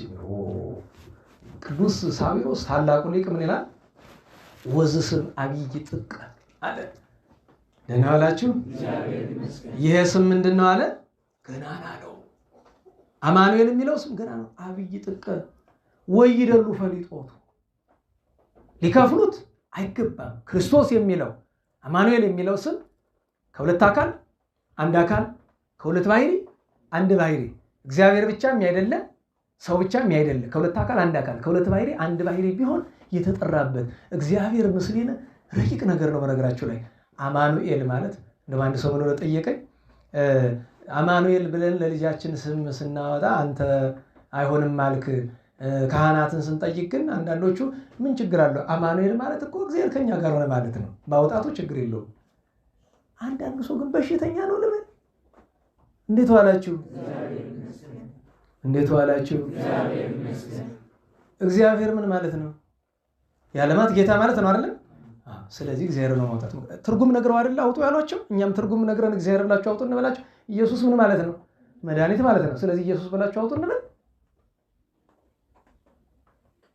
አንዳንድ ሰው ግን እውነቴ በሽተኛ ነው። እውነቴ ማለት ይሆናል አይደለም። አንዳንድ ጊዜ የበሽታ ክፋቱ ምን ይመስላችኋል? በሽተኛው እንደ እብድ ማለት ነው። እብድ በነገራችሁ እብድ መሆኑን ያውቃል። ቢያውቅማ እብድ አይደለም። እንደዛ ማለት እኮ ነው። አንዳንዱ ማሳሰው ዝም ብሎ በቃ እንደ እብደት ይመስለኛል። ችግር የለውም አማኑኤል ብላችሁ ኧረ ደጋግ ሊቃውንትማ ሊቃውንት እንኳን የፈጣሪና የእመቤታችንን ስም አልኳችሁ የመላእክ ስም አጥርሱ ብሎ ይቃወሙ የለ ነገርኳችሁ በዚህ በፊት። እንደውም እኮ መንፈስ ቅዱስ ሲረዳ ነግራችኋለሁ። አንዲት ሴት ይዛ መጣች። የሕፃን ማን ነው ስም አላት። ሩፋኤል አለች። አመጣው እስቲ ጥያቄ ልጠይቅሽ አላት። እሺ ይሄን እንትኑን ተነክቶ እናንተ የኛው ላይ ጀም ሪከርድ እያደረገ ኦፍ ስዊች ኦፍ ሊሆን ማለት ነው። ለዛ ነው ውይ ያለ እንደዚህ ስዊች ኦፍ ሰምቼ አላውቅም። ለምን ስራ ላይ እያለ ስልክ አጥፍቼ አላውቅምና እንዴት ዋላችሁ? እና እስቲ ጥያቄ ልጠይቅሽ። መጀመሪያ ስሙን ዘሩፋኤል በይው አሏት። ሩፋኤል ምን ችግር አለው? ጥሩ ስም አይደል አለች። አይ ይሄ ሕፃን ይበላል አይበላም? ይበላል እንጂ በልቶ ጠጥቶ ኋላ ሆዱ ሞልቶ ትንሽ ቆይቶ የት ነው የሚሄድ? መዘዳጃ ቤት። እና እዛ ደግሞ ጎረቤት ይመጣና አንቺ ወይዘሮ ገሊያ ቤት ሩፋኤል የት ሂዶ ነው ሲልሽ የት ነው የምትይው? ሽንት ቤት አሏት። ኧረ እውነትዎትና ያደላቸው ይህን ያክል የቅዱሳንን ስም ያከብራሉ። አንዳንዱ ደግሞ ምን ይላል? ጊዮርጊስ ብለህ ስም ማውጣት አትችልም። ደግሞ ተቃራኒው ድርቅ ብሎ ታው እንጂ አብርሃም ተብሎ ዮሐንስ ተብሎ ስም ሲወጣ ዝም ብለህ ቆይተህ ጊዮርጊስ ለምን ነው? ለምን ቅዱስ ጊዮርጊስን አባታችን አብርሃም ቅዱስ ዮሐንስ ወልደ ነጎድጓድ ይበልጡታል ማዕረግ ከሆነ ርዳ ገባን። መርቆሬዎስ አትበል። ታው እንጂ ዮሐንስ ሲባል ዝም ብለህ መርቆሬዎስ አትበል ይባላል። መርቆሬዎስ ተብሎ ስም ይወጣል። ጊዮርጊስ ተብሎ ስም ይወጣል። አዎ እንዲያውም ጥሩ ነው ለማቆላመጥ ስለማይመች። የዘመን ስም የቸገረን እሱ አይደለ? ማይቆላመጥ ስም እኮ ነው ማውጣት፣ ማይቆረጥ ስም። መርቆሬዎስ መቆረጥ ይችላል። መርቆራ ይባላል አይደል? አልተቆረጠም። የተፈጥሮ ስሙን አልለቀቀም። ልክ ጳውሎስን ጳውሊ፣ እንጦንስን እንጦኒ እንደማለት ነው መርቆራ። ጊዮርጊስንም ስን ብትቆርጠውም ችግር የለውም። ግን እንደዛ ብላችሁ ጥሩ ማለት አይደለም። ግን ጊዮርጊ ሊለው ይችላል። ምን አላችሁ? ገአርጊ የሚባል ስም አታውቁም? በቅብጥ ቋንቋ እኮ ጊዮርጊስ ነው ገአርጊ ማለት። አጥና በዛው ያዝ፣ ተጽፎ አታገኘውም አንዳንዱን ነገር። እንዴት ዋላችሁ? እና ይህ ስም ገናና ነው። አማኑኤል የሚለው አማኑኤል እግዚአብሔር ከኛ ጋር ነው። ከኛ ጋር ነው ማለት ትርጉም ይገባቸው። በነገራችን ምን ያህል እንዳከበረን ስጋችንን ተዋህዶ ባህሪያችንን ከመቤታችን የነሳውን ስጋ የባህሪ አምላክ እኮ ነው ያደረገው። በዘባነ ኪሩብ ያስቀመጠው እኮ ከኛ የነሳው ስጋ እኮ 40 ኪሩቤል ካህናተ ሰማይ ነገደ መላእክቱ ሊሰግዱለታል እኮ ከኛ የነሳውን ስጋ በተዋህዶ አምላክ ወልደ አብ ወልደ ማርያም አማኑኤል ፈጣሪያችን እንዲያን ያከበረንም። አላቀጥሎ ግን አለ ሕፃኑ ክፉን ለመጥላት መልካሙን ለመምረጥ ሳያውቅ ቅቤና ማር ይበላል ብሏል። አሁን ለጌታችን እንዴት አድርገን ተርጉሞ ይመስላችኋል? ቅቤና ማር ይበላል። ዘንበለ ያይምር ሰሜ አብሁ እሙ የሚል በሌላ አንቀጽ ይገኛል። አባቶቻችን ክፉን ለመጥላት መልካሙን ለመውደድ ብሎ ያሉ ጌታችን ሕፃን ሆኖ እንደ ሕፃን ነው እንጂ እንደ ትልቅ ሰው አይደለም። ለምን? የሰውነትን ስርዓት ሁሉ ስለፈጸመ እንደ ሕፃን ነው። እና አባቶች ምን አሉ? እመቤታችን ጌታን ማርና ቅቤ በሕፃናት ልማድ አቅምሰዋለች። ሕፃናት ማርና ቅቤ ይበሉ የለ ሰጣቸው የለ እንደዚህ አቅምሰዋለች። በልማድ ሕፃናት አሉ። ምስጢሩ ግን ማርና ቅቤ ማለት ብሉይ ሐዲስ ገንዘቦቹ ናቸው። ማር የተባለ ብሉይ ነው፣ ወተት የተባለ ሐዲስ ነው። እንዴት ቢሉ ማር ሲነኩት የተመገባችሁት እጃችሁ ሲነካ ያጠብቃል አይደለም? ለማያውቀው ሰው ታጥቦ የማይለቅ ይመስላል። ሲታጠቡት ምሽክ ባንድ ጊዜ ልቅቅ። ቅቤ ግን ስትነኩት ለስላሳ ነው አይደለም? የሚለቅ ይመስላል። ሲታጠቡት ይለቅ። በዚያ ነው ኦሪት ስትሰራ ብሉይ የምታልፋት አትመስልም ነበር። ጌታ መጥቶ ወንጌልን ሰርቶ እለፊ ብላት አለፈች። ወንጌል ስትሰራ ለአይሁድ የምታልፍ የምትጠፋ መስሏቸው ነበረ። አይደለም፣ ለዘላለም የምትኖር ሕግ ናት። እና ማርና ቅቤ ማለት ብሉይ ሐዲስ ገንዘቡ ናቸው ስለማለት ነው። እግዚአብሔር መድኃኔዓለም ከነቢዩ ከትንቢቱ ከእመቤታችን በረከት ያሳድርብን። ሰዓቱ ሄዶብናል። ስለዚህ በአጭር ታምሯን ስለተነጋገርነ መልክአ ውዳሴን በአጭር ተርጉመን እንጨርሳለን። እንግዲህ ያው ተረድታችኋል አይደለም? እነሆ ድንግል በድንግልና ጸንሳለች፣ ወንድ ልጅም ትወልዳለች፣ ስሙንም አማኑኤል ትለዋለች ያለው አጭር ትንሽ መግቢያ ሀተታ ያክል ነው እንጂ ስለ እመቤታችን ክብር በቃለ ኢሳይያስ ከዚህም በላይ የተገባ ነበረ። ደረቅ ሐዲስ ነው እንዳትረሱ። ትናንት የረቡዕ ውዳሴ ማርያም ጀምረን ነበር አይደለም? አዎ እንቀጥል ካቆምንበት። እንዲሁ በጥሬ ዘር እንሄድ። የአቢ ክብርኪን ተመልክተናል። እናንተ ታስታውሳላችሁ። እሺ ሕዝቅኤል ነቢይ በእንቲአኪን ዘይብል ጸርሃ መልክአ ውዳሴ ነው፣ የረቡዕ ነው። ነቢዩ ሕዝቅኤል ስላንቺ እንዲህ ሲል አሰምቶ ተናገረ፣ መልሶ ተናገረ። ጸርሃ አለው ሪኮተ በምስራቅ በኩል በር ደጃየው ዘህቱ መናስቅቲሃ ደጆቿ የተቆለፉ የተዘጉ አየው። ይኸውም ማኅተመ ድንግልና ነው። ማርያም ድንግል እንተ ትሰረገው ንጽሐ ንጽህናን እንደ ልብስ እንደ ጌጥ የምትለብሽ ድንግል ማርያም ሆይ በዝክረ ስምኪ እትፌሳ ፍስሐ ስምሽን በመጥራት ደስ ይለኛል። መጽሐፍ የሌለ ጸዎ ስምኪ ያነስ ዘወድቀ ማይለት ዝጌ ኃጥአኒ ሬሲ ጻድቀ አይደል? አዎ ስምሽን መጥራት የወደቀውን ያነሳል፣ ኃጥኡን ጻድቅ ያደርገዋል እንዳለ በዝክረ ስምኪ እትፌሳ ፍስሐ ስምሽን ጠርቼ ደስ ይለኛል። ከመዘረከ በምህር ካብዝውሃ ደስታውን በምን ትመስለው ትይኝ እንደሆነ ብዙ ምርኮ እንዳገኘ ሆወትሰ ድንግልየቲ ደግ መጽሐፍ የሆነ እንደሆነ ይተረጉመዋልና ሆወትሰ ድንግልየቲ ያቺ የተቆለፈች ደጅ ያላት እመቤታችን ናት፣ ድንግል ናት። እንተወለድኪ ድንግል አንቲ ነው እንጂ ድንግል አንቺ ነሽ። እንተወለድኪ አምላከ በድንግልና ክሬቲ በሁለት ወገን ድንግል ሆነሽ በስጋሽም በነፍስሽም ድንግል ሆነሽ አምላክን የወለድሽ ስለሆንሽ ማርያም ድንግል ማርያም ሳይለ መዋቲ ድንግል ማርያም አንቺ የሟች ይቅርታው የምታማልጂው በሞተ ጊዜ አንቺ ነሽ። አንድም ከሞት የምታስነሽው ሳይለ መዋቲ ለሁለት አይደል? አንድም ከሞተ በኋላ ለማስነሳት፣ አንድም ሞቶ የቀረ እንደሆነ በእግዚአብሔር ፊት ለማማለድ። እቀብኒ ግዝቴ አድንኒ ይላል። እሟየ ልሳን መሳቲ ከምታቃጥል ስተትን ከምታመጣ ከልሳን ከምላስ አድኝኝ አለ። ይገርመኛል። ምን አለ? እስመ እሳቱ ለዓለም ይእቲ ዓለምን የምትለበልበው እሳት እቺ የሰው ምላስ ናት። ከያዕቆብ ወስዶት ነው። ዛሙስ ገባነ ባጭር እጽንተሪያ ሙሴ በደብረ ሲና ያያት ዕፀ ጳጦስ ምሳሌኪ ኮነት መንገለህቡ ምስጢር በረቀቀ ምስጢር ለአንቺ ምሳሌ ሆነሽ ነበልባል ከሐመልማል ሐመልማል ከነበልባል ተዋሂዶ መለኮት ከትስብእት ትስብእት ከመለኮት ተዋሂዶ ለመኖሩ ምሳሌ ስለሆነ ለዚያ ነው መንገለቡ ምስጢር አለ። አንቲ ውእቱ መንፈሳዊት ሀገር የተቀደስሽ መንፈሳዊት ሀገር መንግስተ ሰማያት እንጂ ቅሉ አንቺ ነሽ። ኢየሩሳሌም ሰማያት አድባር ብኪ ተፈስሑ ተራሮች ባንቺ ደስ አላቸው። ዋን ፈራጹ አውግር ኮረብቶችም ዘለሉ። ከመሐራጊት ዘይቤ መዝሙር እንደምቦሳ መዝለላቸውን ዳዊት በመዝሙር እንደነገረን ይኸው ምስጢር ነው። አድባር ብኪ ተፈስሑ አለ። አድባር ማን ናቸው? አበይት ነቢያት፣ አውግር ደቂቀ ነቢያት። አድባር አበው፣ አውግር ነቢያት፣ አድባር ሐዋርያት፣ አውግር አርዲት አምጣ፣ አውጋር አበይት ሊቃ፣ አድባር አበይት ሊቃውንት፣ አውግር ንዑሳን ሊቃውንት አምጣ። ተከታያለን። አድባር ካህናት፣ አውግር ዲያቆናት። አይገባንም እንጂ ለዚህ ዘመን ላለን ከመሐራጊ ዘይቤ መዝሙራ ትምክህተ ኩልነ አንቺ አንቲ አለ። የሁላችን መመኪያ የባህሪያችን መመኪያ አንቺ ነሽ። ዘሳርኪ መርገሙን ያጠፋሽ ለአዳም አቡነ ቅንዓተ ሰይጣን እንተ ሃይመሞ በሰይጣን ቅናት ምክንያት መከራ ፍዳ የመጣበት አዳም አባታችን ከመርገሙ ያዳንሽው አንቺ ነሽ። ማርያም አበሙ ማርያም ቀናንሞ አበሞ ቀናንሞ ናን ተረጉመው ስመ መዓዛ ስመ ሽቱ ነው አይደለም እናላችሁ። እመቤቴ አንቺ አበሞ አንቺ ቀናንሞ ማለትም መዓዛሽ እንዲያ የተወደደ ነው ማለት ነው።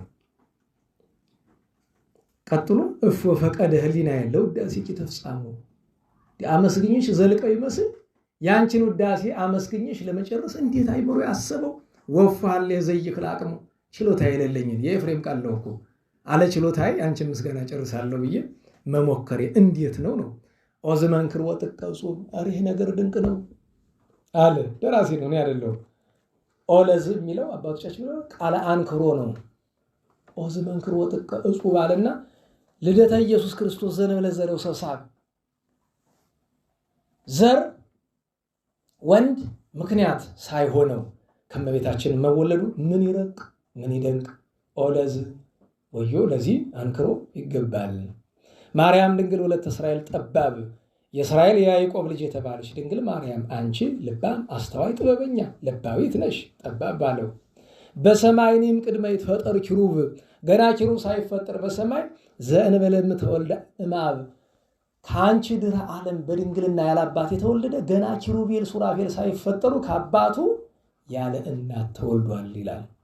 ኦዝ መንክር ነሲያ አጽም ገቦ ያስደንቃል። አዳም አባታችንን ማእከለ ነቂ ሆነ ወይም አድርጎ ከጎኑ አጥንት ወስዶ ሔዋንን መስራቱ ያስደንቃል። ከዚያ ይልቅ ግን አለ ከመይፍጥር ኪያኪ ይፍጥር ኪያኪ ኪያኪ ይፍጥር ነው እንጂ እንዴት ነው የምትሉት? ኪያኪ ይፍጥር ነው። ኪያኪ ይፍጥር ከመትኩንዮ መዝግቡ በሔዋን አንጻር ለማን ተረጎመው? ለእመቤታችን አንቺ ማደሪያ ልትሆኚው መፍጠሩ ኦለዝ አንክሮ ይገባል። ማርያም ድንግል ባላይትም ተመንድቦ ድንግል እመቤቴ ከመከራ ሰውን የምትታደጊ አንቺ ነሽ። ብፁዕ ለኪ እግዝእትየ ንግሥቴም ይላል አይደል? ዘየአምር የብቦ ከመ እስራኤል ዘተሰሜ ሕዝቦ ወገኖቹ እስራኤልን ዳዊት በመዝሙር 88 ምን ይላል? ብፁዕ ሕዝብ ዘየአምር የብቦ ምስጋናን የሚያውቅ ሕዝብ ምንድን ነው አለ?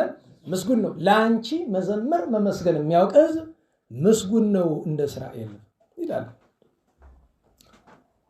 መሐለና ዜመን እንጨርሳለን። አንድ ዜማ ግድ ያስፈልገልን። ሰዓቱ ደህና ነው አለ መቼም እየሄደ ነው። እንዴት ይሆናል? ዝናቡም እየመጣ ነው። እንዴት ዋላችሁ? መሐለ እግዚአብሔር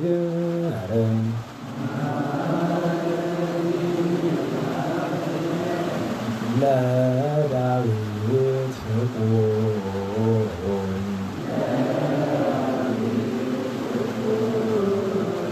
አበውኪ ነገሥት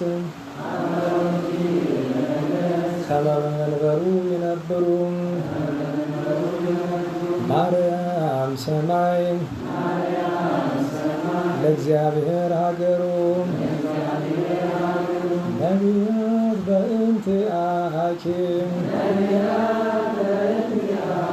ሰላም ነገሩ ወሐዋርያት ምስሌሆሙ ሀብሩ መሐለ እግዚአብሔር ለዳዊት ፍቁሩ እግዚአብሔር ለወዳጁ ለዳዊት በእውነት ማለ። አበዊኪ ነገሥት ከመ በመንበሩ ነበሩ አባቶች ነገሥታት በሙሉ በዙፋኑ እንዲኖሩ አለና ማርያም ሰማይ እመቤቴ አንቺን ሰማይ ዳግሚት እንልሻለን። ለእግዚአብሔር ማሂደሩ የእግዚአብሔር ማደሪያ ይሆንሽ። ነቢያት በእንቲአኪ ሰላም ነገሩ ነቢያት ስላንቺ ፍቅር አንድነት ተናገሩ።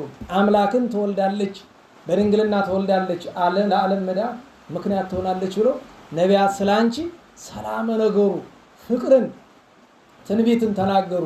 ወሐዋርያት ምስሌሆሙ ሀብሩ ነቢያት ተወልዳለች በድንግልና ለዓለም መዳን ምክንያት ትሆናለች ብለው ትንቢት ተናገሩ። ወሐዋርያት ምስሌሆሙ ሀብሩ ሐዋርያት ደግሞ ወለደችው ብለው ሰዓት ሄደ እንጂ ሐዋርያት እመቤታችን ምን እንዳሏት እንነጋገር ነበር ወይ ነገ ያስታውሰን እናወሳለን። የደራሲው የድርሰቱ በረከት ይደርብን። የእመቤታችን ጣዕመ ፍቅሯ ይደርብን። ስብሐት ለእግዚአብሔር ልዑል። ነገ ስንክሳር አልዓዛር ሰሎሜና ልጆቹን ሰምታችኋል አይደለም? ቅዱስ አቡነ ዳጋ እስጢፋኖስን የመሰረቱት ታላቁ ጻድቅ አቡነ ሂሩት አምላክ ነገ ዕረፍታቸው ነው። በደብረ ሊባኖስ ከተሾሙ ቅዱሳን መምህራን የእመቤቴ ወዳጅ አባታችን ቅዱስ ዮሐንስ ዘስውርም ነገ ዕረፍታቸው ነው እና ክብር ስብሐት ለእግዚአብሔር ልዑል ወለወላዲቱ ድንግል ወለመስቀሉ ክቡር ጸሳይን አሜን።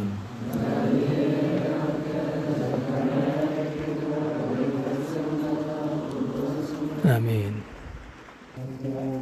ስብሐት ለወልድ ስብሐት ለመንፈስ ቅዱስ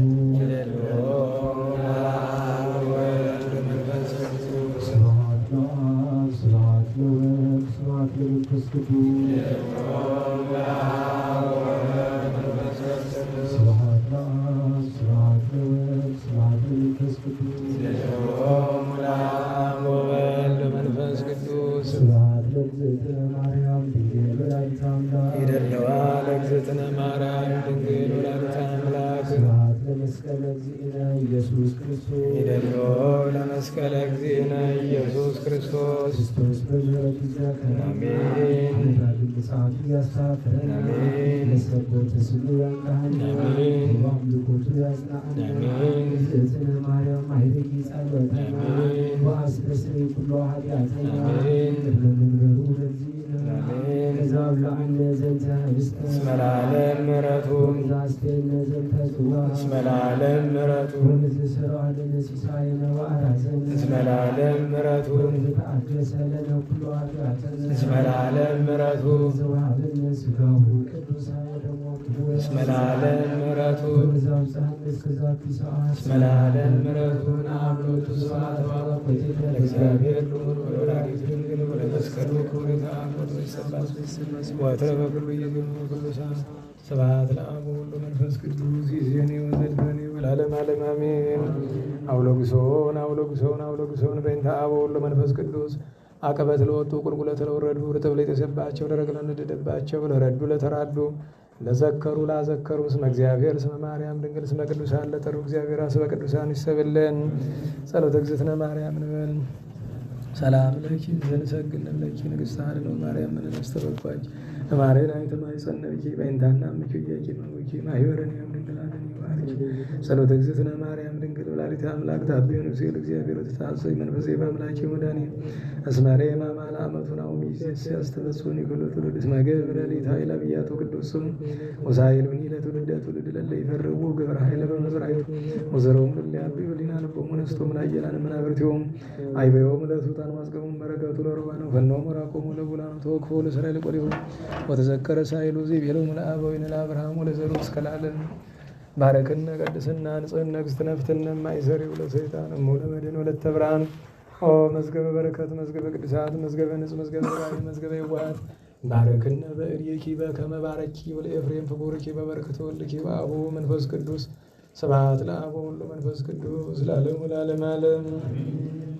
አቡየ አስተንፈሰ ወልሳኔ አልወሰሰ ለገብረ ፍርሰትኪ ንግር ሶባገር ተወዳሰ ማርያም ዘኩኝ ቅዱሳን መቅደሰ በቅድሜኪ እግዝእትየ መረከብኩ ሞገሰ በየማነኪ ባረክኒ ስልሰ አድኅነነ ዘከ ወባርከነ ርስተከ ሀበነ ኃይለ ወነቢያ ላክቲከ ዳንለንስየኩ ስመከ እቀበልነ ውዱደ ሕዝብከ ወእስረነ በኃይለ መላእክቲከ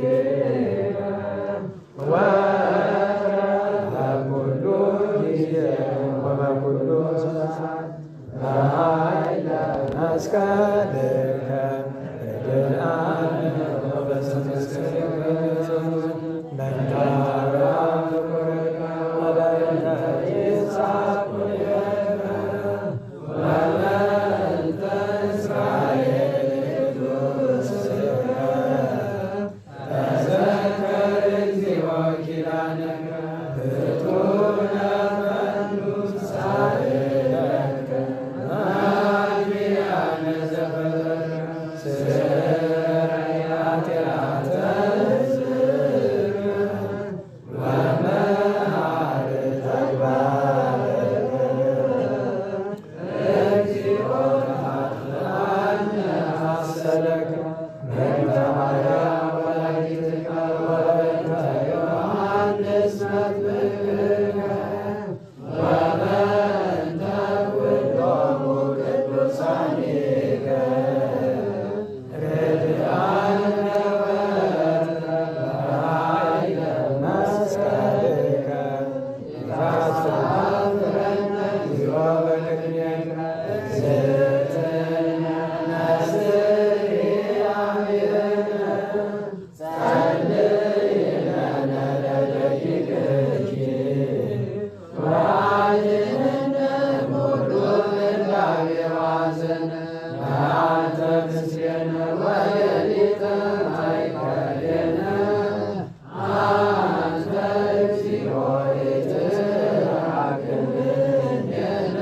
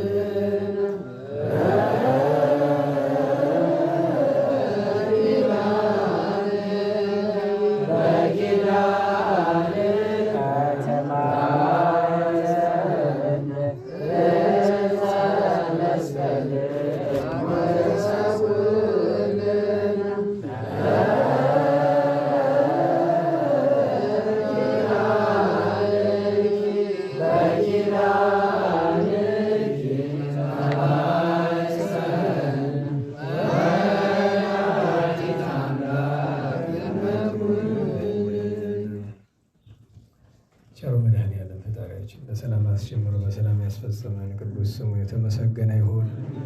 ሀገራችንን ቤተክርስቲያንን ከመከራ ሁሉ ይጠብቅልን። የእመቤታችን ወላዲተ አምላክ ጣዕመ ፍቅሯን የጽንሰቷ የፍልሰቷ በረከቷን በረከት ያሳድርብን። ከብርሃነ ትንሣኤዋ በቸር ያድርሰን። ጾሙን ተረፈ ዘመኑን ተረፈ ክረምቱን የተባረከ ያድርግልን። ጾመ ለማበረከት ያብቃን። የሞቱ ወገኖቻችን ነፍሳቸውን ያጸድቅልን። የመምህራችን የገብረ ኪዳን ወንድማችን ፍቅረ ሥላሴ ወገኖቻችን ነፍስ ሁሉ በአብርሃም በይስሐቅ በያዕቆብ አጠገብ ያኖርልን። ለጸሎት ስትቆሙ አስቡን የሚሉ ወገኖቻችን ሁሉ በየስማቸው በቸርነቱ ቸሩ መድኃኔዓለም ያስብልን።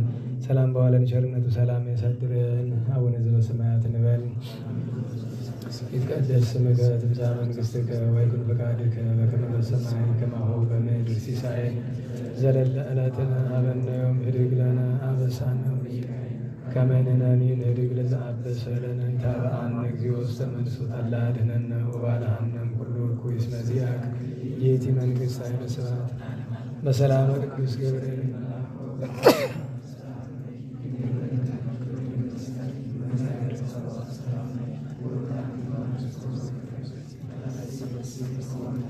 እግዚአብሔር ምስሌኪ ሰአሊ ወጸልይ ለነ ምሕረተ በፍቅር ወልድኪ ኢየሱስ ክርስቶስ ከመ ይስራይ ለነ ኃጣውኢነ ተማኅፀነ ብኪ። ስብሐት ለአብ ስብሐት ለወልድ ስብሐት ለመንፈስ ቅዱስ ይእዜኒ ወዘልፈኒ ወለዓለመ ዓለም አሜን።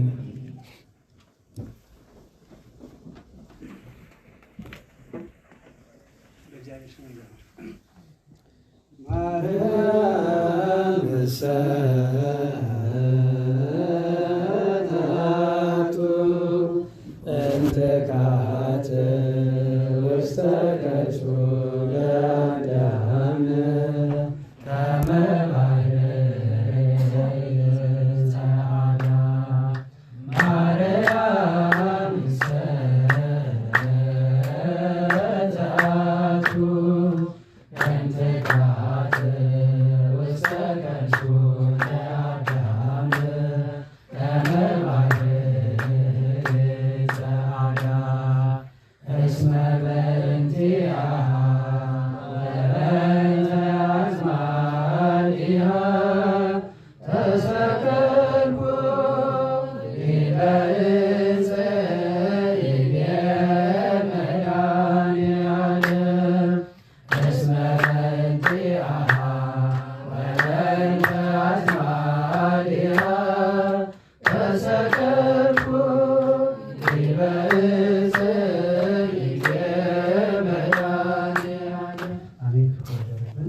ሳስ ያስጀምረን አስጀምሮ በፍጻሜ ያልቀን አምላከ ቅዱሳን ሎላዊ ዘአምላክ ሹም ካሰንተን ስላመጣችሁ